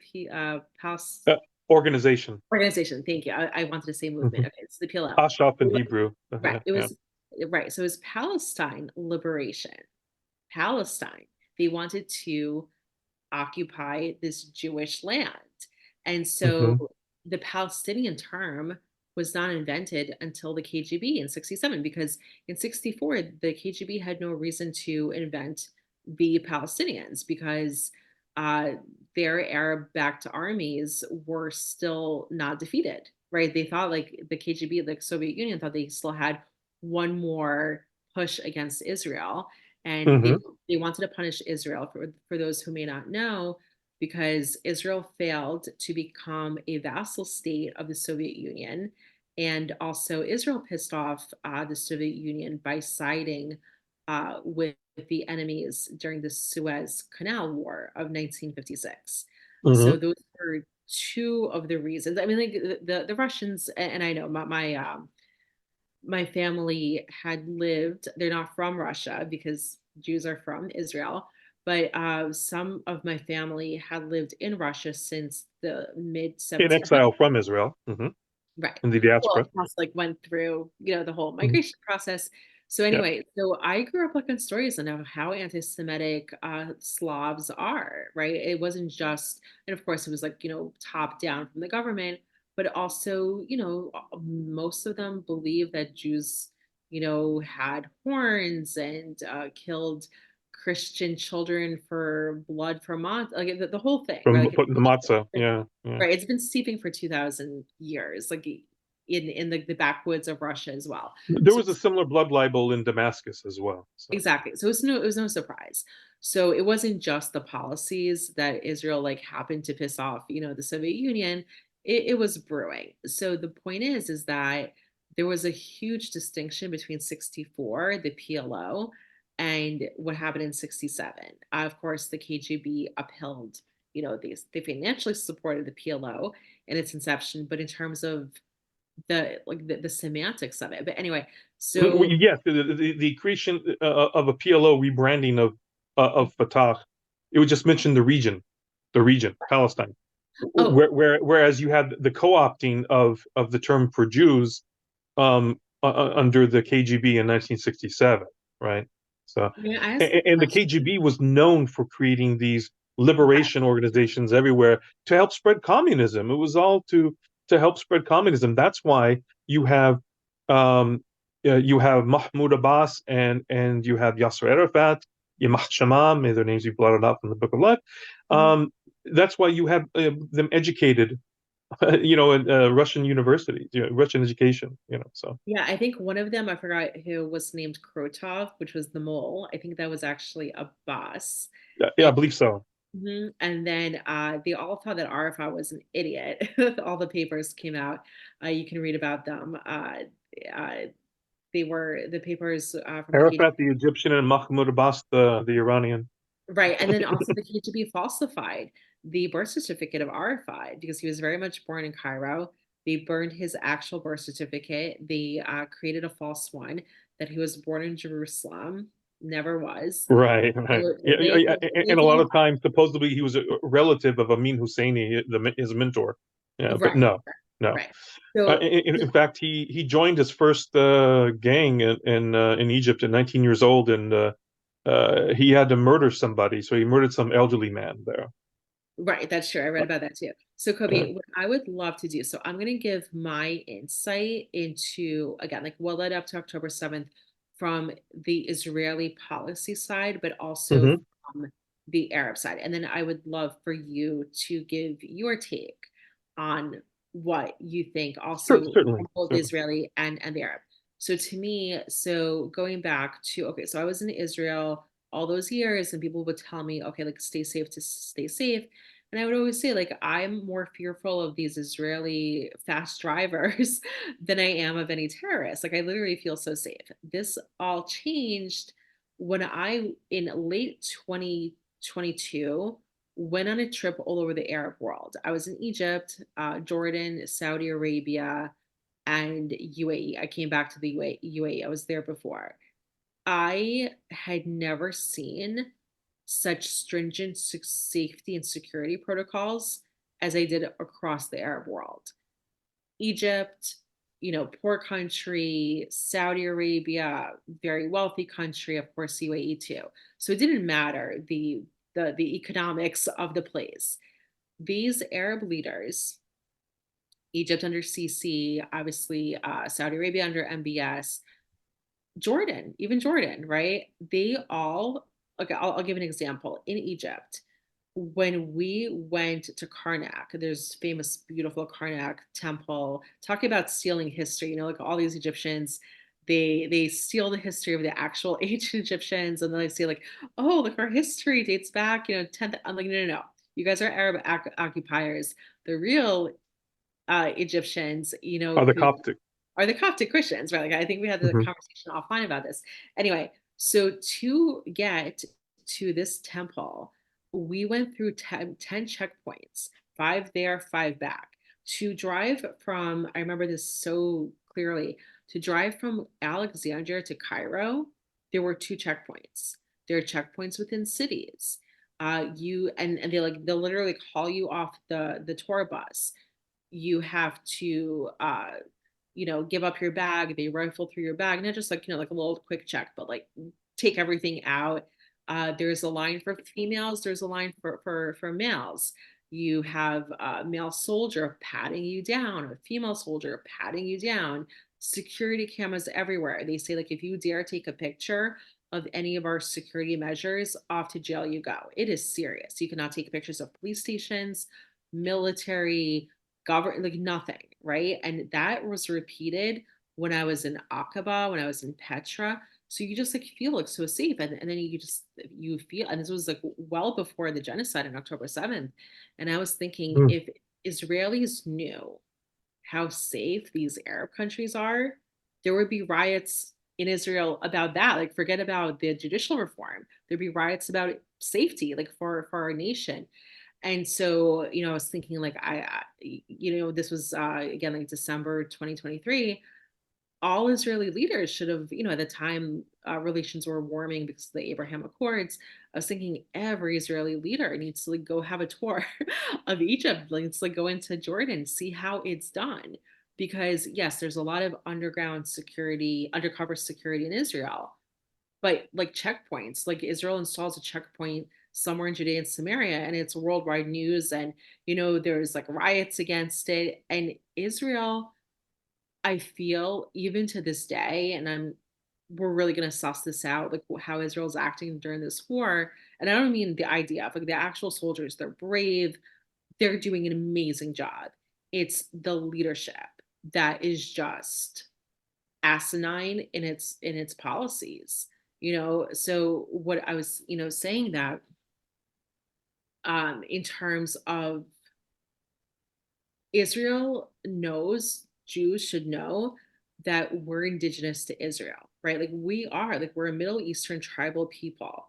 There's my Chabad rabbi was saying that actually Jews at least used to live by the saying rise to kill before being killed, right? Like if your life Hmm. is in danger as a nation, as a singular person, you do what's needed to defend yourself, right? Like you're not waiting for help, you're not waiting for negotiations, and you're not succumbing to outside pressure, those who don't know what they're talking about.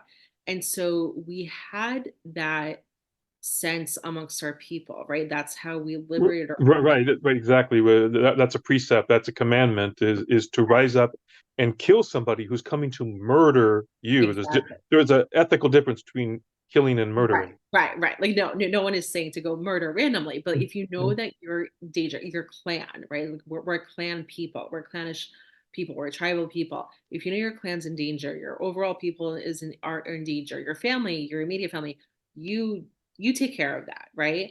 And so I just saw so many weak policies. Like okay, like I was on the border of Gaza on that trip with American Friends of Malcolm David Adom in 2022, and we sat with the director of the Erez border crossing, and he was lamenting, okay, operative word here, lamenting that not enough Gazans were getting permits to go through and work in Israel. Are you serious? And then you know how these terrorists act. So we met with a couple of Gazans, and they said something in Arabic like I didn't understand, and the Gazan director is like, "Oh, he said fuck Hamas," and I'm thinking, yeah, he said fuck Hamas now to you, but like he's gonna go back to Gaza and say fuck Israel or worse. So it's this naivete. Like I don't even know what was going on, to think that these Arab occupiers had any sense to be granted work permits in Israel, where in Egypt, that wasn't even a question. There were no work permits for any of their actual population that they radicalized, right? Like Egypt had a steel wall, still has a steel wall. Not only that, but like pictures Right. of And the majority of them are their own people. So yeah, exactly. They have a steel wall. If a Gazan is even, you know, detected to be anywhere near that wall, they're shot. You they just had added CC, another wall. right? No, they have like a series of walls. I just They saw, have a series of walls and fences. Yep, people don't right. understand this. Yeah, And it goes right. So, like, if you like, I'm just trying to picture this for our audience, those who are watching.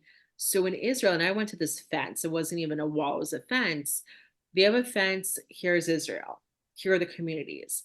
In Egypt, on the Egyptian side, you have wall, wall, wall. There's like three walls, and it's a miles, road and then three more walls. Right, right? Like and three all walls. with razor wire on top. Yeah, Right, so there's steel, there's razor wire that they just reinforced, and but these walls, Kobe, this is interesting, are miles apart from each other. So you'll have like one wall, miles inland, you'll have another wall. So like even if there was some kind of massive invasion of the Gazans who are mostly Egyptians back into Egypt, repatriating themselves back to Egypt. Yeah, they wouldn't even make they would be it. frustrated by Right. all these walls, and they'd probably be Right. picked off before they reach the last wall Exactly. So, okay, so all of that. Okay, so let's talk by the about Egyptian military. I should point out in case anyone. exactly. You had Sisi who was flooding a lot of the tunnels with sewage. Israel wasn't doing that. You had what else did they do? That No, was eventually Israel used seawater. Eventually, well, adopted that tactic and used seawater for a but that little was while. during but that was during this war. They were Yes, not that was only during this war. Correct. well, I mean, clearly, but I'm just saying, like, when Egypt was flooding the tunnels with sewage water, Israel should have been like, okay, whatever Egypt is doing, we're going to do the same, if not even more, because they were attacking some Egyptian soldiers, but they were not attacking the Egyptian population. Like here, these Arab occupiers were attacking civilians in Israel for decades. And so another thing that really bothered me was the border, right? Like Israel was letting in all these goods You into can't win against your enemy if you want to be more ethical than your enemy. absolutely. And Egypt kept its border closed most of the year, except during Ramadan, which is like a month, right? Like out of every single year. So Correct. somehow the Arab leaders, And it's especially Ramadan right now. right, right, and especially like under Sisi, I give him a lot of credit. Like is he the best for Israel? I mean, he's better than most. Is he pro-Israel? No, no leader actually will be. And he uses Israel kind of as kind of as a pawn, like, oh, like this is before the genocide, like, oh, like I'm falling in the polls. Let me go blame Israel on something. But he understands safety for his people, and so do all these Arab countries. Like, how did I feel so safe in Jordan? How did I feel safe in Saudi Arabia? You go to UAE, it's even safer, right? It's like safety upon safety upon safety upon safety. And so, is Israel, these Israeli leaders, left, right, and center, I feel like since 1973, have been acting like Jews, like the Jewish nation, this Jewish powerful sovereign nation, is some kind of guest in the Middle East instead of what it is, a Hmm. actual stronghold. I mean, Israel has the fourth most powerful army. Like, how the hell do we still have 250, or how did 253 hostages get into Gaza, and we're negotiating with these Arab occupying subhuman terrorists to get back both bodies of hostages that have been murdered now, and hopefully some still alive hostages that we don't even have proof of life for, They're laughing at us. over 100, what, like almost 170 days now. Like Hmm. where is this strong pride that we have of our indigenous spirit? Like we it's one thing about the Holocaust, right? Like the Jews never expected a Holocaust to happen, right? Because sure, there were pogroms, but Jews were very much assimilated in Germany and Austria. They felt to be Us. Germans first almost. Right, and plus the Germans never made If there was going to be a Holocaust at the time, they expected it to happen in France, actually, not Germany. right, but also They thought the like Germans were too polite. right, but also there was no real precedent. I mean, like, yes, like the Inquisition was, you know, very violent, but it was violent towards those who claimed that they converted, right? Because they exiled the actual Jews, like those who wanted to say they converted, and then they, proceeded. But there was no mass extermination, attempt. So I'm not blaming our people because they couldn't foresee the Holocaust. Like no one could in reality. And plus the Germans were trying to hide their crimes. Here, I very much, I mean, of course, like blaming Hamas and blaming Islamic Jihad and blaming the Arab occupiers of Gaza, that's a non-starter, right? Like that's what they always said that they were going to do. So for Israel not to pay attention to the warning signs, I have a friend who worked in the IAF, and she was saying how her friends were very much dismissed when they were, because the Israeli military, like those not in the general positions, they knew that Hamas was planning something. Like like they have surveillance of Mhm. Gaza. They said like, oh, The something's Katzpanayot, yeah, the people the viewers, the spotters, right, and also we have in drones the there, towers. right? And so they were Hmm. warned. No, more than that, like we have drones, And right? their cameras too, but yeah. Right. Mhm. So they were saying like, oh, there's some activity here, there's some weird activity there. So they brought it up to their higher ups in the IDF, and the IDF leaders were saying like, if you're bringing this to me one more time, you're going to be fired. Leave me alone about this. So no, they didn't know the extent of what was happening, but at any point, Israel knows that Hamas and all of these subhuman Arab occupiers would love a chance to massacre our people. And that's exactly what they did because they were so afraid of the anti-Semitic West. We're like, oh my gosh, the EU is going to sanction us. Like, oh my gosh, like military aid from the US, which by the way hurts Israel anyway. And the elephant in the room for many years in the Knesset was we don't want aid from we don't want the military aid from America because we need to retrofit it to upgrade to our standards. Then we need to share that R&D with America so America wins. We're the ones who get this old technology and we have to like upgrade it constantly. Our own weapons industry is suffering. So finally, like now with Jihad Joe not giving weapons in a way, it's a blessing in disguise because they're now saying, okay, we're not going to rely on America anymore, we're going to go back Mm. to the IWI. And already they're making like 1 million bullets a day Yeah, anyway. right. They're had restart. It's like almost, God forbid, Lahavdil, there's a difference, but during the end of the mandate, before the freedom and the War of Independence, you had all these groups making bullets and other weapons underground, literally underground on Kibbutzim Moshavim. Yeah, exactly. And then you had the what's that institute called? Like the Ayalon Kibbutz Ayalon Institute. I was there. They also were, Hmm. it's a Haganah mission, a Haganah Hmm. operation.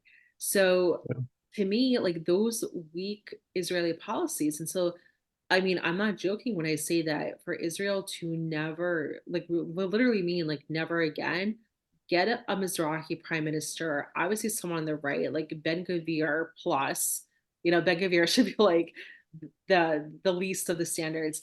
Get someone who understands It Arab should be the far left. right.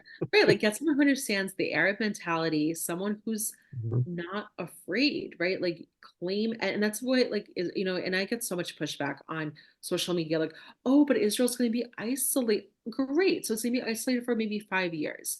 If Israel does what it needs to do, it needs to eliminate the Arab occupiers in Gaza. Absolutely. Because fine, free Gaza from Hamas. The IDF is doing a great job. It's eliminating the 24 almost the 24 battalions.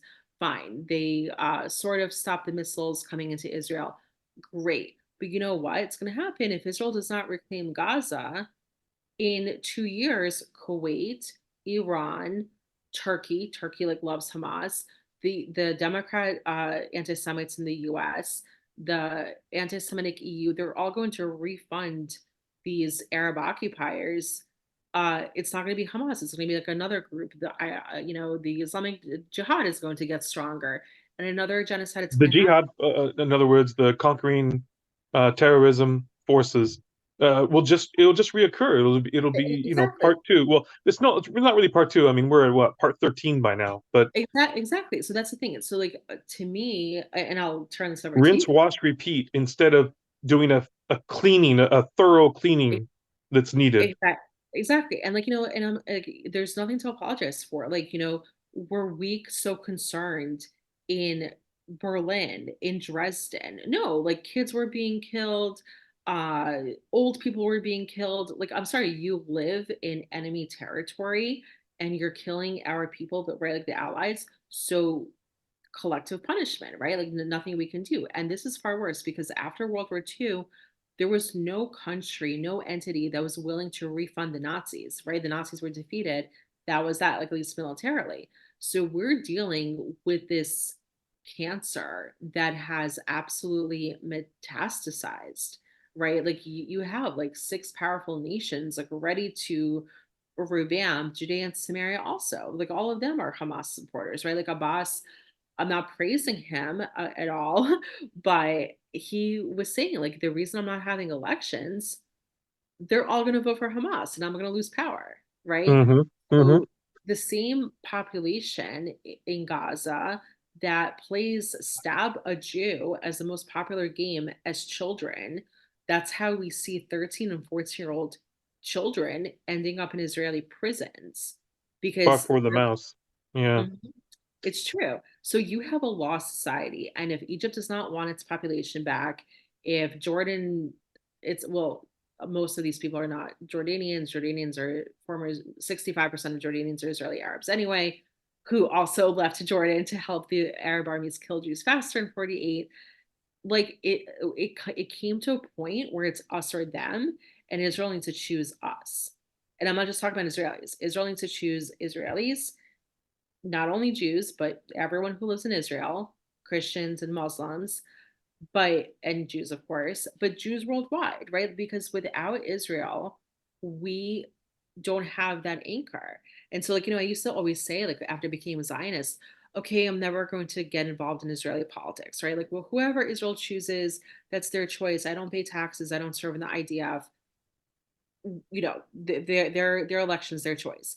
After October 7th, after the genocide, no, like I am very much concerned because now it affects again my homeland, my people, and my safety as a Jew and my identity Yeah. because Israel is not guaranteed to last.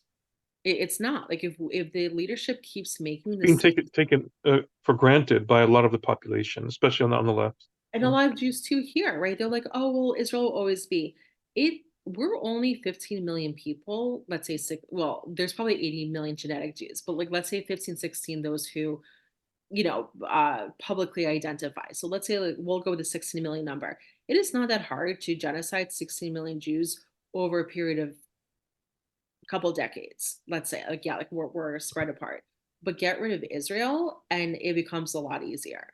So that's what they don't understand. It's like, okay, like one genocide, another genocide, you have another leftist government who gives away land for peace, who negotiates at the UN with the terrorist organization, who uh, you know, restricts more Jewish rights on, all over Judea and Samaria.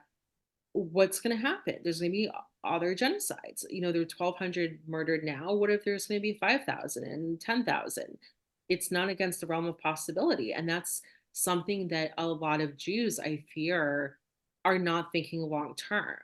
So, like, this Hmm. slogan of never again, like, literally cannot ever repeat, like, in terms of what happened on October 7th. Never And again is now. Yeah. but the only way to uphold never again is now is to understand it is literally us or them. So are you choosing the Arab occupiers who want to murder you? Or are you choosing life? Are you choosing a continuation of the Jewish homeland. We lost the Jewish homeland sovereignty. And I don't mean like Israel, the land is going to be destroyed, but I'm talking about, get rid of majority of the Jews in Israel. Over time, we're going to be occupied. And that's it. We're going to be like the Assyrians. We're going to be like the Kurds. We're going to be like the Yazidis, right? Like losing your identity, living under occupation. Modern times, it's still happening. Living, yeah, at the enemy's whim, or Exactly. not. So to me, it was just such a confluence of where we're talking about a lot of the Arab history, like the Fatah that gave birth, or the Muslim Brotherhood that gave birth to Fatah. And then, so even if Israel reclaims Gaza, but keeps the most of the population, the Arab occupiers, they were launching an intifada in 1987 when Israel was in charge. So they don't Hmm. care, So like there was intifada when Israel was in charge in 1987. They were suicide bombing Jews under Fatah, the so-called more moderate organization, which is actually not. They're just as terrorists as Hamas. And No, no, yeah. A lot of people like to think that they're the good guys, and that's one of the problems that when I speak, I'm gonna mention, that obviously they're taken for granted to be the good guys or the secular guys. absolutely. So okay, so from your perspective, what do you Hmm. think led up to October 7th, both policy wise in Israel and also a little bit more of the Arab history as well? Well, okay, first of all, starting with the mandate, I want to proudly declare that within the preface of the mandate, the preamble actually, the Mhm. preamble and the mandate, it's very unique because it's unlike any other mandate, actually, unlike any other whatsoever. Because in all the mandates, it talks about existing rights for those people, the designated people of that particular mandate, right? However, um, in regards to the mandate for Palestine, land of Israel, right, Eretz Israel, okay, you have the mention of the designated peoples, the Jewish people's pre-existing rights, and that Mhm. is unique and special. And everybody and every Jew needs to understand that. Right. Now, moving forward, okay, we have the a problem. I mean, we didn't have much power. We couldn't curry that much favor. But of course, we have the problem with the division of the land, which violated mandate law. I feel some people don't feel that it was a violation of mandate law, but in mandate law, it says you cannot partition the lands or territory of a mandate and place them under the authority of anybody else other than the designated people. That's exactly Um, right. Let me just interject 2 seconds. I'm mhm, so, that's why I say that Churchill stole 78% mhm, of the Jewish homeland in 1922. Yes, he used Article 25 as a loophole, but he stole the land because that was illegal. mhm, mhm, Mhm. 78%, Yeah. 70%. And a lot of people don't know that Mhm. what went along with that, right? Well, they had to clear the land. And what do I mean? I'm not talking about clearing the land of rocks for planting. They had to clear the land and ethnically cleanse it of Jews because there were Jews living in eastern Israel, that is on the other side of the Jordan River, including in Iman. There were the majority living in Iman in one concentrated area and some other areas hither and thither. But they literally ethnically cleanse it. No one screams about that. No one has a problem with that, apparently. And I just want to interject one fun fact to this Hmm. day, well, pre October 7th, Jordan is still finding Jewish artifacts all over Jordan. Yeah, Yeah. exactly, exactly. So, so we have this problem that I think is even more fundamental, so to speak, um, going back further, and that's with fundamental Islam. Okay, Mhm. I'm not going to spend a lot of time on this, Right. but look, Judaism, right? The sacred rites of Judaism went through many reforms over thousands of years, and of course we know that Am Yisrael, the Jewish people, have existed even thousands of years before Arabs, Arabic, and certainly Islam even was invented, or the existence of Arabs or Arabic. But once Islam was created, you have this concept. You have this concept.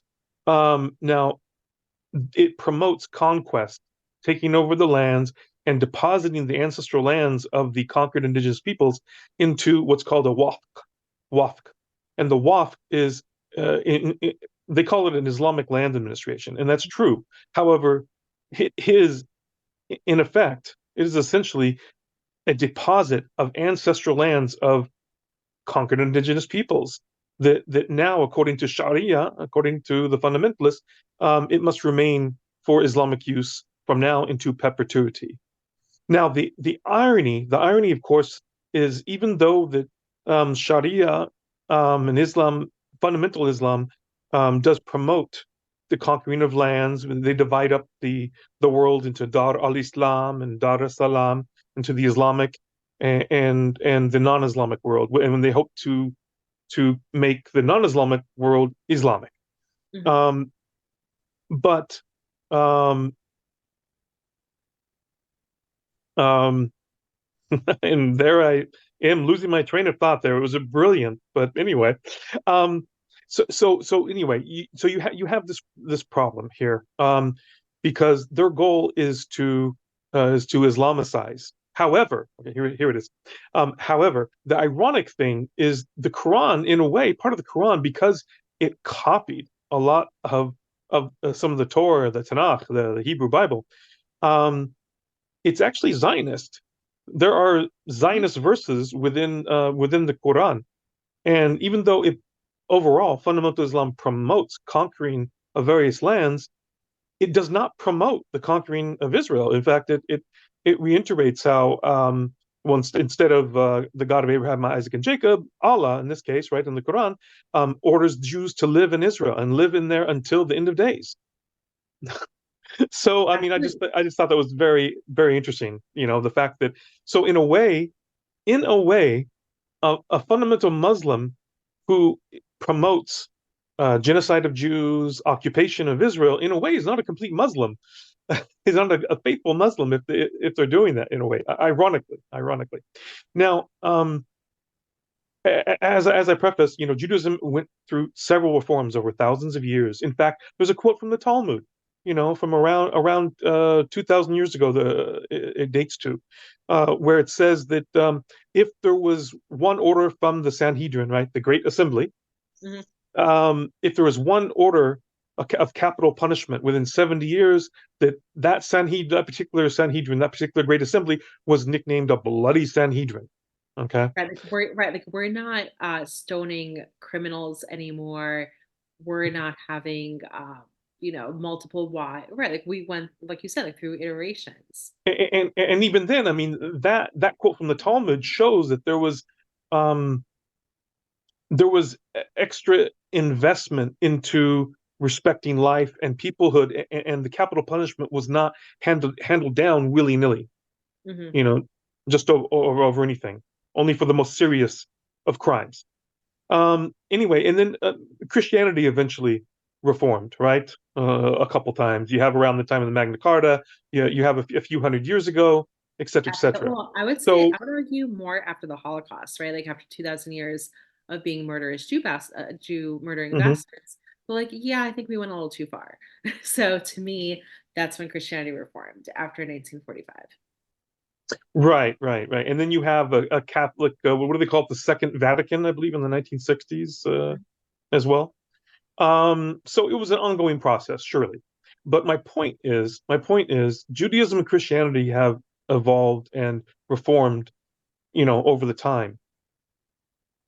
It's past time for Islam to reform. It's But do you past think time. that, do you think it's also, and we have to talk facts here. So Christianity and Islam are actual religions, right? Because the definition of religion is spreading ideas across borders, seeking converts. Jews are not a true religion. We are a people, we're a race. So just to course correct a little bit, you said that Jews predate Arabs. We don't. So Jews and Arabs actually were the same people thousands and thousands of years ago, and then we split off genetically because when Jews are from the Semitic tribes in Israel, we became a nation and we started marrying, obviously within our own, having children, of the same clans. So we split genetically. So Jews and Arabs actually got along great before the creation or the advent of Islam. So do you think it's because we are a very small minority of people that obviously we have a strong faith and custom and cultures, but we're no different in terms of categorization than like the Yazidis and the Assyrians and the Hindus, or like Hindu is not a religion either. It's a nationality that obviously has a strong faith and culture. Like no one can become a Hindu. You can practice Hinduism all you want, but you can't like become it because it's very much Right, right, right. absolutely. So Um, do you think Christianity, because it's so widespread, right? Like you're talking about over 1 billion people. Islam is over, what is it, like 1.6, 1.7 billion right now. And then different countries, right? Like you have Central Asian Muslims, Central Asian, yeah, who for the most part were great to Jews. Even today, you have Azerbaijan, friends with Israel. Kosovo has a embassy in Israel, and no one talks about that. But then you have obviously Pakistan. They're not Arabs, and they all virulently hate Israel. So, and it's interesting to go to the UAE. You have the Emiratis. They're lockstep with their government. They're like, oh, okay, they signed the Abraham Accords. We are pro-Israel now, but then the majority of the people who live in, let's say, Dubai, I met some of them on my second trip. They're from Pakistan, Bangladesh, Lebanon. They hate Israel. So thank God for uh, monarchies, for Arab dictatorships, because they're the only things that are keeping the murderous, the Jew haters away, especially now. Interesting, in Saudi Arabia, there was a woman who was flying the flag of terrorism at the in Mecca, very quickly got arrested within minutes. hmm, No yeah, one's it being is pulled very over. interesting. We're living in interesting times, especially with the Abraham Accords, et cetera, et cetera. So in terms of reform, I just want to say though that yes. so in terms of reforming, right? So like we saw elements of reform during and immediately after the Abraham Accords, right? Like that there was some kind of movement forward. Now, I'm of the mindset, you can offer your opinion. I'm of the mindset, sure, if Israel like will actually do what it needs to do to keep itself safe, sure, Israel will be isolated diplomatically for a couple of years, but then I think that the more moderate Arab countries will very much respect Israel because they know and they're afraid of the same type of extremists. Hmm. So, what are your thoughts on that? Well, eventually, yes, Israel will be respected for Mhm. standing up for itself. I Right. mean, that's the short. Eventually, eventually. I'm not saying right Yeah, eventually, which is, now. well, I mean, that is in the Middle East, it's a tough region, and if you don't respect yourself, if you Mhm. give away land, um, if you show weakness, then that's not respected, and you're looked to be a pushover. And it's like, okay, someone can now come and claim it, and they feel that they have a chance of achieving that.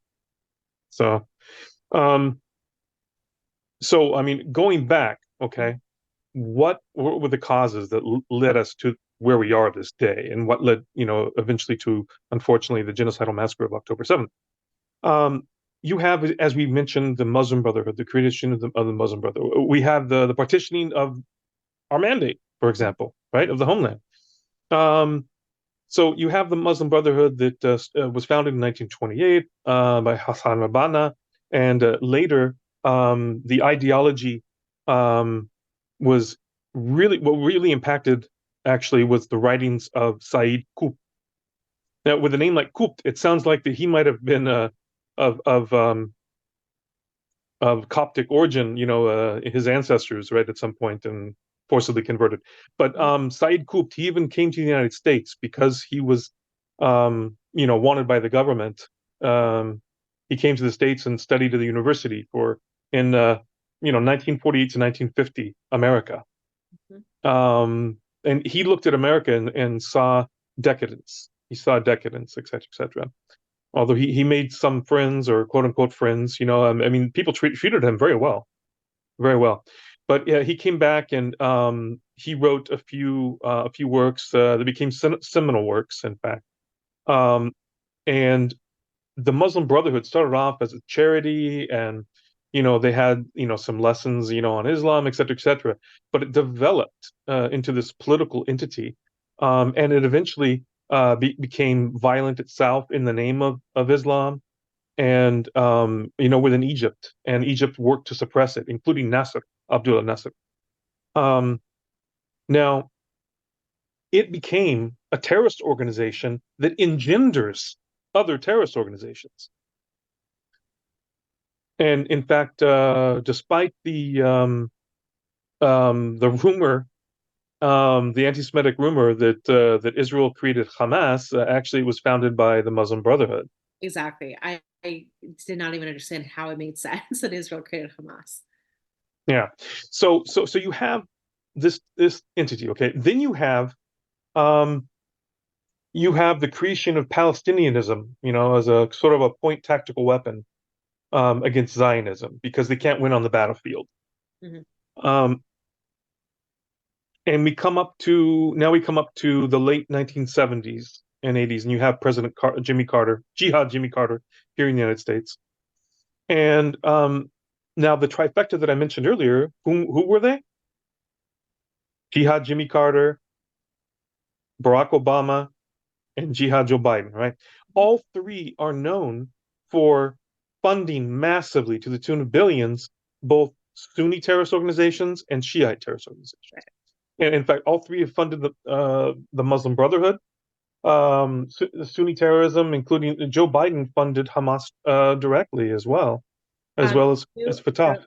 so Kobe, to interject a little bit, I don't want to Hmm. only, lay on the liberals. So the rhinos in the Republican Party, like McCain, also were very much for the Muslim Brotherhood. Hmm. No, definitely within the Republican Party, there are imperfect people as well, and of course, that's again being rather diplomatic to call them imperfect. Right. Because yeah, in the end, they were just as bad as some of the people in the Democratic Party as well. Of course, With McCain, do you absolutely, remember that that they picture? contributed McCain to was this. smiling. Do you remember that picture? Like McCain was like grinning with the Muslim Brotherhood, and it was Mm, not it was yeah, revolting. incredibly, yeah.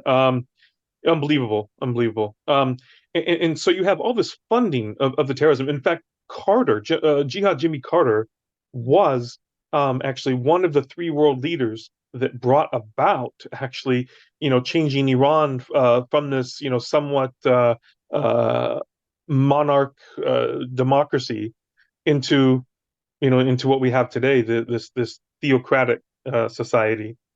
Um, he brought in the mullahs and he told people, he bragged, he said, "Oh, I'm going to bring in these peaceful people into Iran." So, Kobe, if you can hold your thought on Iran, let me pick your idea or your thoughts on this a little bit further. So I have an advisory committee, and I made sure to have an advisory committee that's, left, right, and center. I didn't want it to just be one type of person. Why? So one of my advisory committee members, who's very much on the left, one of the things that he said publicly after the genocide was we need to go after the Iranian leadership. It is now month 5, and you have the Iranian population that is, I'll leave it to you, the percentage. From what I've seen, let's say 40%, right? Maybe 45. That is anti-regimeist, right? Hmm. Hmm. And there was even a video out of Tehran that said Israel were ready, meaning like here, attack the leadership, attack the nuclear, like everything. Well, like we'll help you. Like we are ready. Does Israel? Do you think, educated guess, do you think Israel will finally do what it needs to do and cut off the snake and hit Iran? And I don't mean like the population. I mean like the leadership. Right. I mean, first of all, Iran, and this actually it beggars the question, right? Why Iran? Iran and Qatar are, pulling the strings, and Iran, Qatar, and the Biden and the Democrat Party are the financiers of October 7th.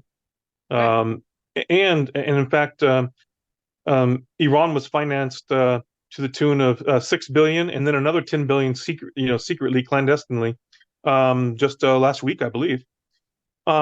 So the United States taxpayers are paying um, not only to finance the state sponsor of terrorism, Iran, everywhere through their own terrorist armies and their proxies, from the Houthis to Hamas to Fatah, Mhm. but but also the nuclear weapons development, which no one seems to be paying attention to and don't care. I mean, whom are the I mean, who are the targets, daily that the mullahs and their supporters, right? Who not everyone, again, of course, not the whole populace of Iran supports them. Many hate them, but the ones that do support them, who are the ones chanting with them? What do they chant daily? They chant death to America, death to Israel. They consider Israel, America, the great Satan, and Israel, the little Satan. Okay, so whom do we think these nuclear weapons are going to be used against? Right.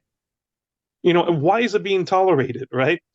Um, and before someone says, "Oh, that $6 billion was Iranian money; it belonged to them," no, that belonged to the Iran under the Shah. Right. When it was a very much a freer country. A pro-West Um, country yeah, also. yeah, Yeah, of pro-West, and they had good relations with Israel too. course. They didn't have genocidal ambitions then. No. During that time. It is not the same country. It's not the same people there at the top. And so, of course, it was unethical to give them that money until Iran is able to purge themselves, of the mullahs and return to a kinder, gentler Iran that is probably most likely really more in tune with the population, with the people of Iran as well. Yeah, and you see like videos.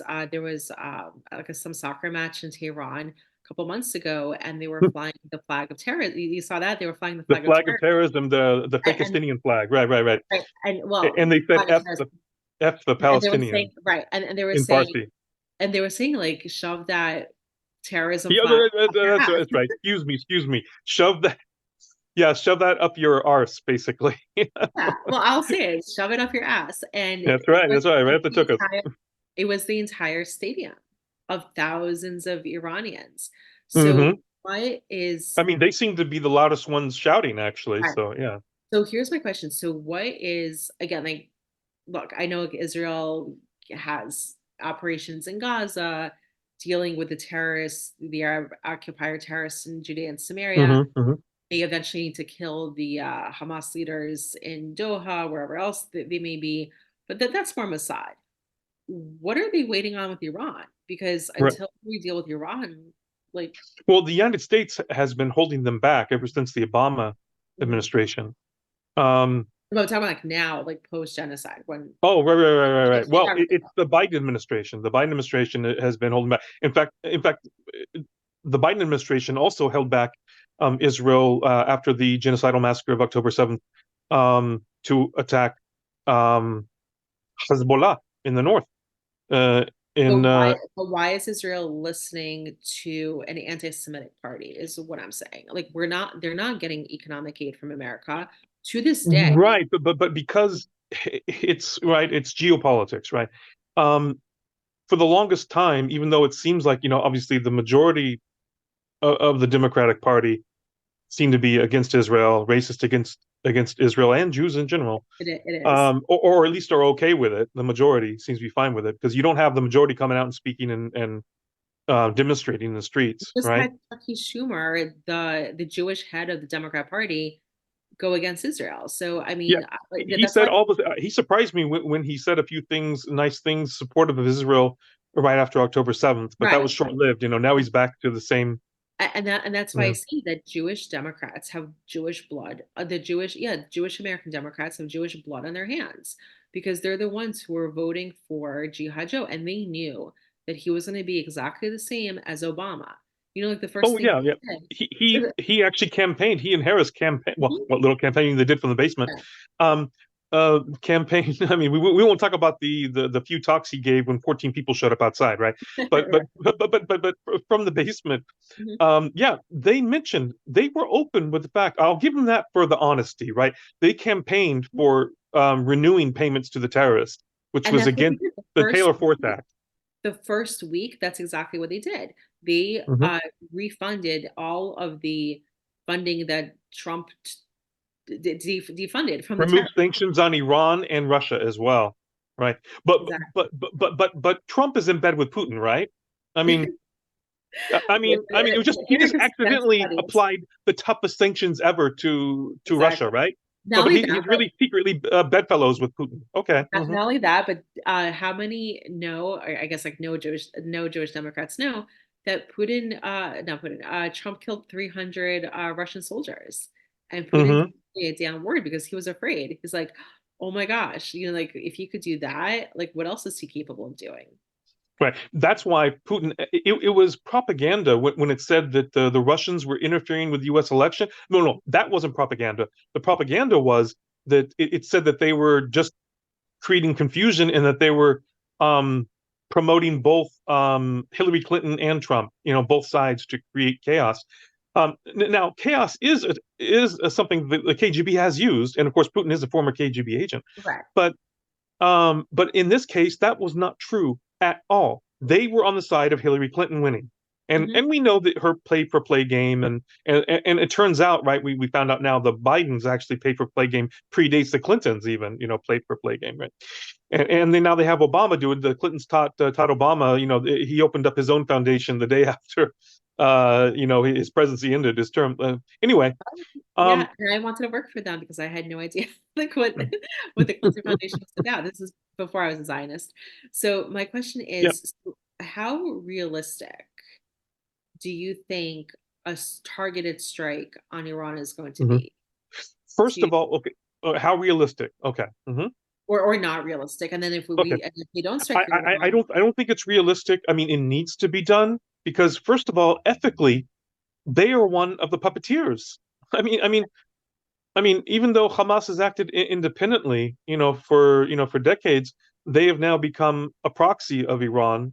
mhm, Um, and so Iran bears responsibility for the genocidal massacre of October 7th, as well as, the missiles before that. A lot of people talk about say, well, there was a ceasefire on October 6th. Well, I mean, sort of. I mean, they had broke it a long time ago because there have been lobbing missiles, each one a double war crime, from civilian areas in Gaza onto indiscriminately onto civilian areas in Israel. And if it weren't for Iron Dome and the brain power of the Israeli people that created it, and America really wanted to mhm. get its hands on it, and so they went ahead and volunteered, almost forced themselves to pay for the last part of it of the development, the very tail end actually, much superior to the Patriot missile system that America had tried for decades. Um, if it weren't for Iron Dome, there would have been genocidal massacres on a daily basis over 18 years. And that's something that people don't understand. Again, it's been like internalized so much and accepted, that, oh, yeah, they're missiles, yeah, Iron Dome, shoots down half of them or most of them, whatever, yeah, it's just a fact of life. No, that is unacceptable. Absolutely. If you care about your fellow humans, and in this case about your own people, no, that is unacceptable, and you have to stand up against that, and you have to work towards removing that threat. It One of is the completely unacceptable, and Iran needs to pay the price. They are one of the three financiers. They are one of the ringleaders. Word came out supposedly from intelligence that Hamas acted 2 weeks too soon. It was right. supposed to be a coordinated attack, and that is like another pure miracle. Actually, as bad as it was, it could have been worse, because they were supposed to coordinate between the Houthis, Mhm. the Hezbollah in the north, and Hamas, Islamic Jihad, and the few little symbolic Fatah and ISIS active terrorists that came in from Gaza. They were all supposed to coordinate an attack 2 weeks later. Now, there was another change of date too, but I'm not going to get into that. That's not important. The fact is that it was going to be coordinated also with the Revolutionary Guard and a couple of other groups, and they were going to come through Arab occupied Eastern Israel, aka Jordan, from the east as well. That's why I was so shocked. Remember, like Jordan was actually holding back all the protesters. Like, they wanted to storm into Israel, and they easily could have Mhm. because that's such a weak border over there. Yeah, yeah. The peace treaty between Israel and Jordan It's very cold. is a joke, and to a certain extent, it's a joke with Egypt. Although it's a little bit better with Egypt, but still, Israel treats, of course, the treaty as it should, as a good faith partner for peace, and is serious about it. Whereas, in Egypt before, maybe a little bit better under Sisi, but still, and of course Jordan, they look at Israel as, excuse me, the peace treaty as really a hudna. They call it in Arabic Right. a hudna, which is Exactly. which is just a ceasefire, basically, a ceasefire. Hmm. And in Islamic teachings and history, you have examples of where they made these supposed peace treaties, which were just ceasefires. And in the meantime, during the ceasefire, the Arabs and Muslims would, rearm themselves, reorganize, and once they're strong enough, reinitiate hostilities so they could take over, take a region, what have you. And in fact, Arafat, Yamach Shamo, may his name be blotted out, he also referred to this when some of his fellow Arabs were worried. What are you doing? What are you Hmm. saying that you're agreeing to these Oslo Accords? And he Right. said, he said, he used two euphemisms. One was the peace of the brave, and the treaty, which refers to the Treaty of Udnaya. And so that goes back to Arabia and the peace treaty that Muhammad did with his fellow Arabians. That was just a ruse, until he was able to raise an army, etc. Um, so yes, we have to understand that, and we cannot be naive. We Jews, Israelis, etc., cannot be naive, and just believe everything just because we want to believe something. Something is beautiful and nice to believe doesn't mean that it's true, and we can't take our existence or Israel's existence for granted at all whatsoever. Iran needs to pay the price. It may not happen, to answer the second part of the question. Right. It may not happen unless Biden is defeated in this next round of elections for November 2024. And that's what's something like I would why. hope it would happen before then because it needs to. But again, I mean, the fact that Biden held back Netanyahu's hand, even the leaders of the army who are to the left of Netanyahu, because again, there's that filter. The leftist elite tend to are the only ones allowed to rise to be the head of the army, the head of the intelligence organizations, etc., etc. Even they said we need to strike Hezbollah, and President Jihad Joe Biden, yeah, held back Netanyahu's hand, said, no, you can't do that. You can't do that now. But the truth is, they should have been attacked and removed and cleansed from southern Lebanon, um, you know, 15 years ago. I Well, first mean, of all, there's actually like a mandate to do that, and they are. I think that's actually like a UN mandate that like it's a UN Israel. resolution. Yeah, Yeah, absolutely. exactly. Sorry, it's a resolution. But like second of all, like but like what you're even and I'm not like blaming you, but this is something that's being echoed, like, oh, but like oh, uh Biden and this and we have to wait. Again, so like Israel's is acting then as a vassal state. So like who cares what It jihad is, and this is an existential war for Israel.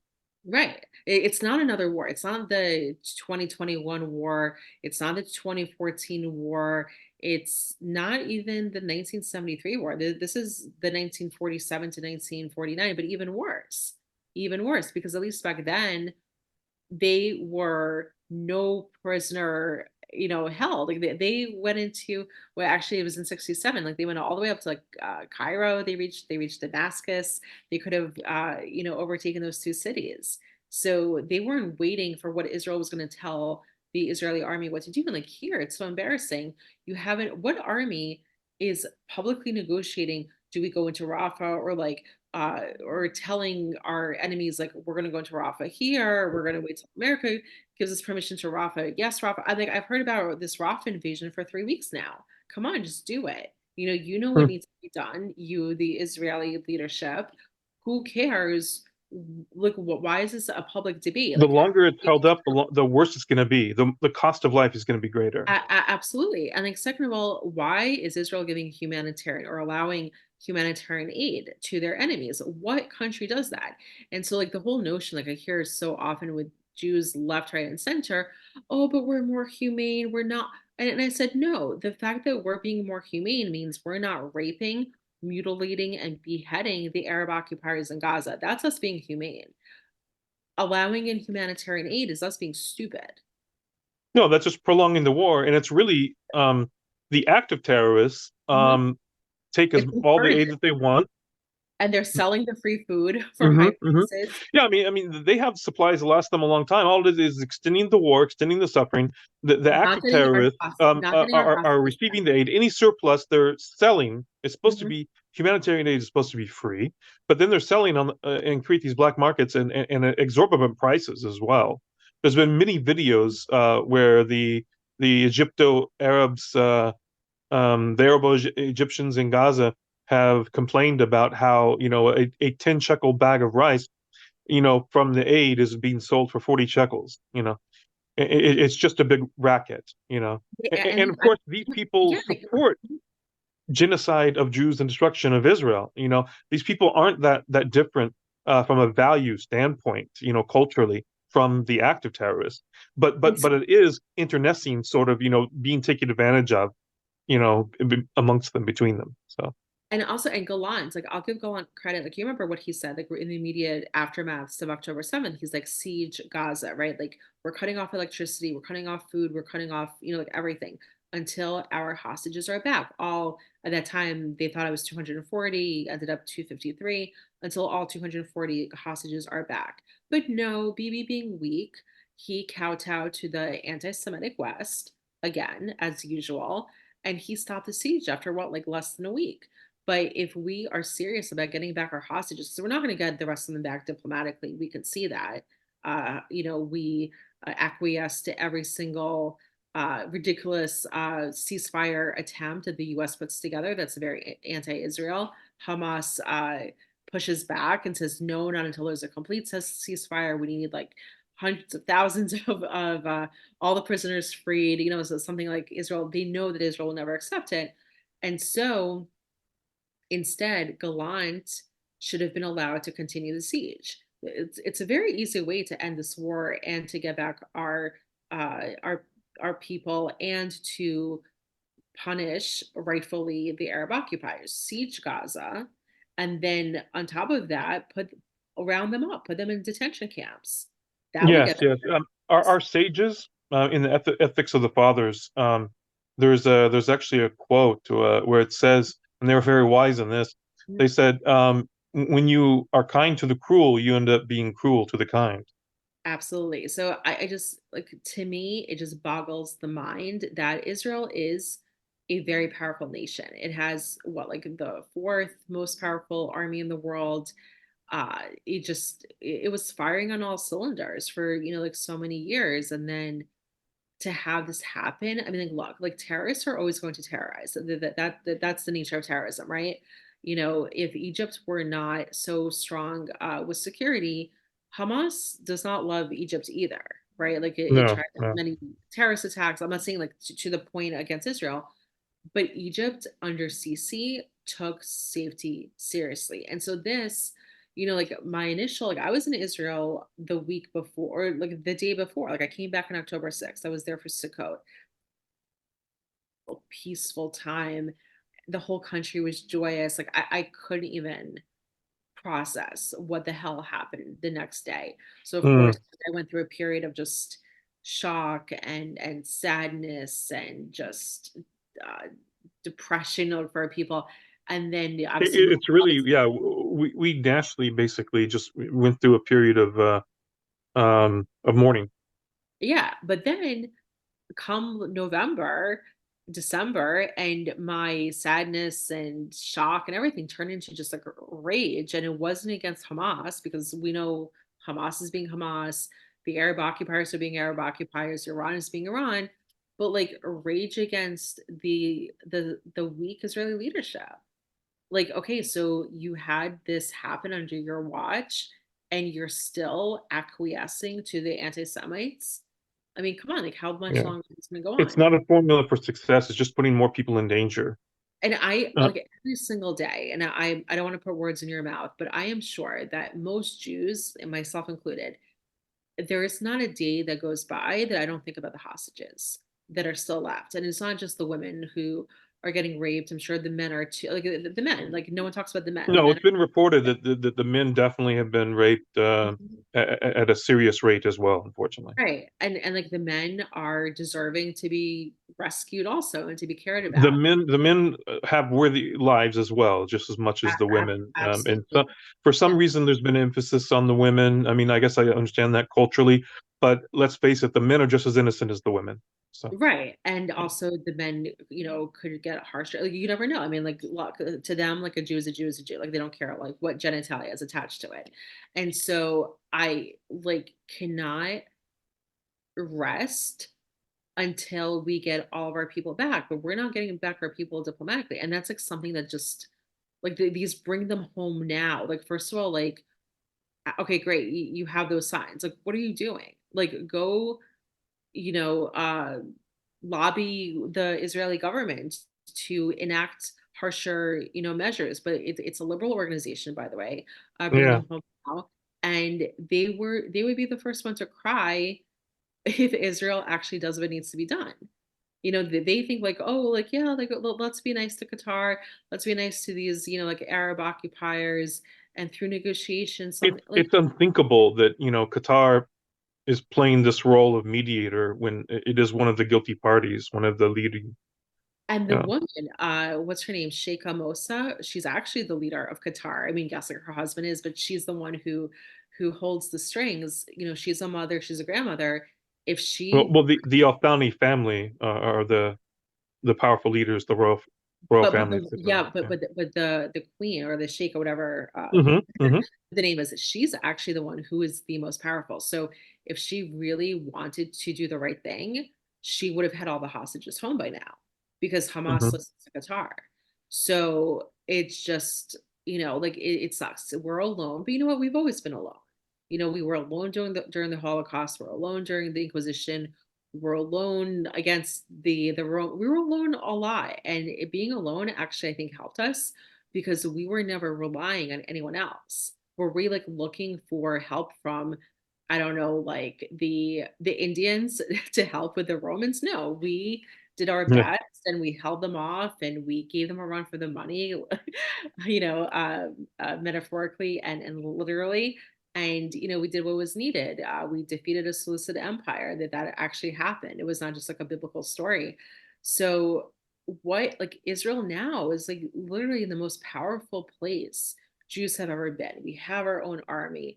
We are sovereign. We're not beholden to anyone. We don't even get freaking aid And from the anyone. Jewish people and Israel, Israeli thought leaders and technical individuals are leading the world in inventions, bringing the world forward with its Right, contributions right. in What I'm saying, like, technology, science and technology, and right, like, medicine. right, like we literally are in like the most. I'm not that you talk about like we're helping the world. Like we have helped ourselves so Hmm. much that we're like in this position where we shouldn't even have like one terrorist attack, much less 1,200 slaughtered. So I'm just, we do need to wrap up our conversation. So I just hope that we'll leave our audience with hopefully a little bit of hope that maybe the Israeli leadership will see the light of day. But I want the Jews who are listening to be enraged and to know that A, this could have been prevented, and B, if we're serious about our safety as a homeland, our safety as a people, our safety as an entity, what we're doing now, and I don't mean like the collective we, I mean Israeli leadership, how Americans vote in the US, that needs to radically change for us to be the strong people that we actually are. Yes, to walk upright in our land and be proud. Hmm. Um, well, I'll just briefly mention that Oslo played a great deal um, of how we got here to where it is, and that played a part in October 7th.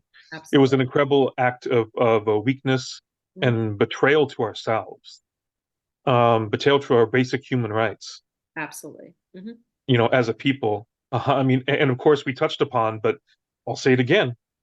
I'll Mhm. reiterate. it also was actually starkly against international law as well. It was not something in conforming to international law whatsoever. Right. It was something that illegal that was pushed upon us as a solution.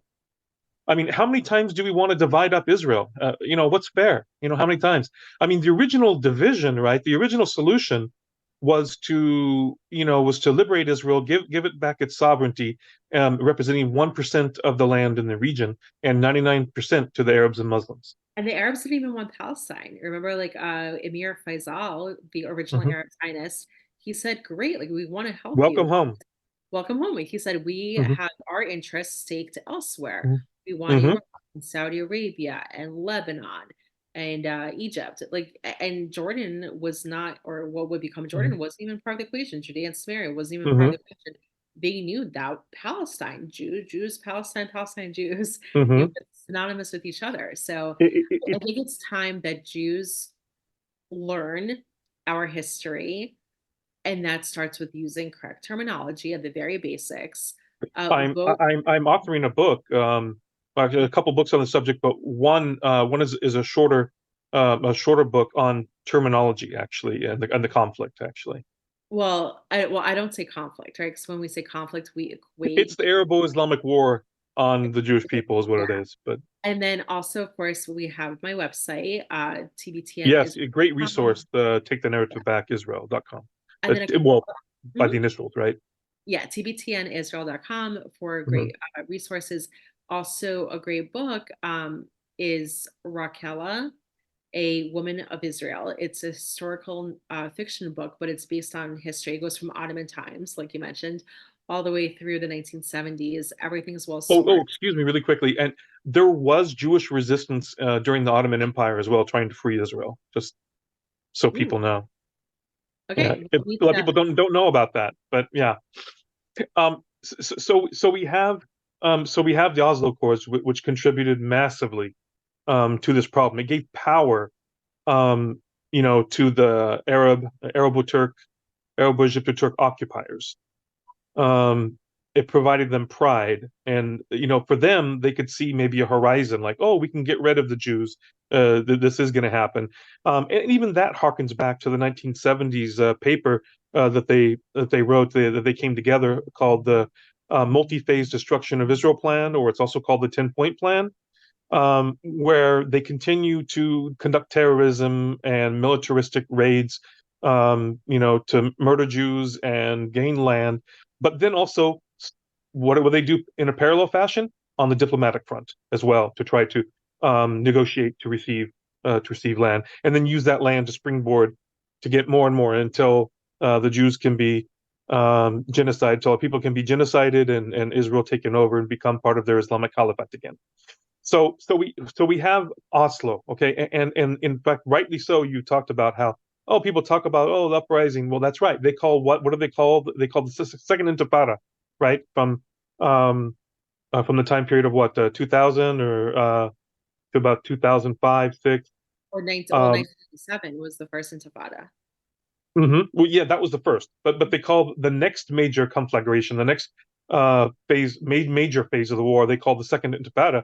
But it's Yeah. it's really it's really not a proper moniker, and there are many people that rightfully call what some people call the Second Intifada. They call it the Oslo War, because it was a direct result of enacting Oslo. So Absolutely. we have that problem, and then we have 2005, and I witnessed that too, in Gaza actually. The Hitnakut, the sorry, what do you call it in English again? The Hitnakut, it's like the unplugging, pulling out. What do you call it in English? The disengagement. Thank you, the disengagement. Yes. Um, and everyone, we're all wearing, orange bracelets, what have you, right? Standing with Gush Katif, the Jewish cities, in Gaza, et cetera, et cetera. It caused great suffering, but apparently, there was pressure from the Europeans, and pressure from the Americans, on Sharon, and he did what he did, even though he ran on, not giving away Gaza. And so the 2005 disengagement in July, That played a major factor also in October 7th. So we have all these points along in history, these great catastrophes that actually, culminated in October 7th. And so you have the giving away of land, supposedly on only a trial basis. Mhm. Even Shimon Peres, who was sort of a traitor and promoting the land for peace, although it ended up being PIECE peace, right? And pieces. Um, yeah. He even said at the time, he promised us, he said, don't worry, if they even fire one rocket, we will go back to Gaza. We'll go back and reliberate it. Sure. Okay, I'm still waiting. I'm still waiting. So One rocket, and we know how the masses, the tens and thousands of rockets that can do all kinds of damage indiscriminately that have been launched and it's since. also become, and it was normalized. There was this Hmm. account of a survivor at Nova Festival, and she was a teenager, and she was saying to her American friend who was visiting, and the American friend was like, "Oh, so what's going on? Like, I hear all these rockets." And so at first they were not that concerned because she's like, "Oh, like it's like it's missile season. How is that normalized? Like, where else in the world is missile season something Right. to accept?" So I'm going to conclude this podcast episode with something that you just said, but I will add to it when you said about when Jews left Gush Katif, when Jews left Gaza, our land, by the way, still our land It's legally, still legally, still according to legal international land. law, even though many people don't think so, it still It is legally belongs to Israel. absolutely I mean, yes, even the illegal second version of the mandate, as far as I'm concerned, still illegal, illegitimate. I mean, that's not contested. That is part of Western Israel still. So, absolutely. So this is what I wanted to share with the audience is that there was, and of course, this was like right in the aftermath of the Jewish genocide on October 7th. So this was probably like a couple days later. They found uh, a gentleman who was a resident of Gush Katif, and while he was being dragged away by the IDF in 2005, he had a very uh, like I guess a premonition, and he said, "If mm, you rid Gaza of Jews, there will be a genocide in Israel." And so they found him mm, after October 7th, and with every fiber and emotion in his body, he turned to the reporter who was interviewing him, and all he said was, "I told you so." mm, That was just so mm. like I usually like a very verbal person. Like I froze. I'm like, oh my gosh, like the Jews who are being dragged away from Gush Katif, they knew like what was going to happen as soon as And they were betrayed right. by their own people. And many of them ended up in those communities because they were not, quote unquote, resettled, like where they were promised. And by the way, like a lot of the Jews who ended up in Gush Katif were actually living in the Sinai, and then Hmm. Israel took away the Sinai. Well, That's right. That's right. Yeah, well, one of my old rabbis, Rabbi Goldenberg, mhm. um, who has a son named Yosef, may he live to 120. Um, he lived actually. He and his family lived in Yamit in the Sinai, were removed, and there were, yeah, as you say, yes, I met some Gush Katif residents who yes, actually originally lived also in the Sinai, and so this wasn't their first rodeo. They were betrayed a second time. Yeah, like 2 times and then betrayed on October 7th. So it just, Hmm. like sometimes you just need to listen to people who actually live reality and not politic to accommodate anti-Semites. So on that, we will conclude for tonight. So Kobe, thank you so much for your time.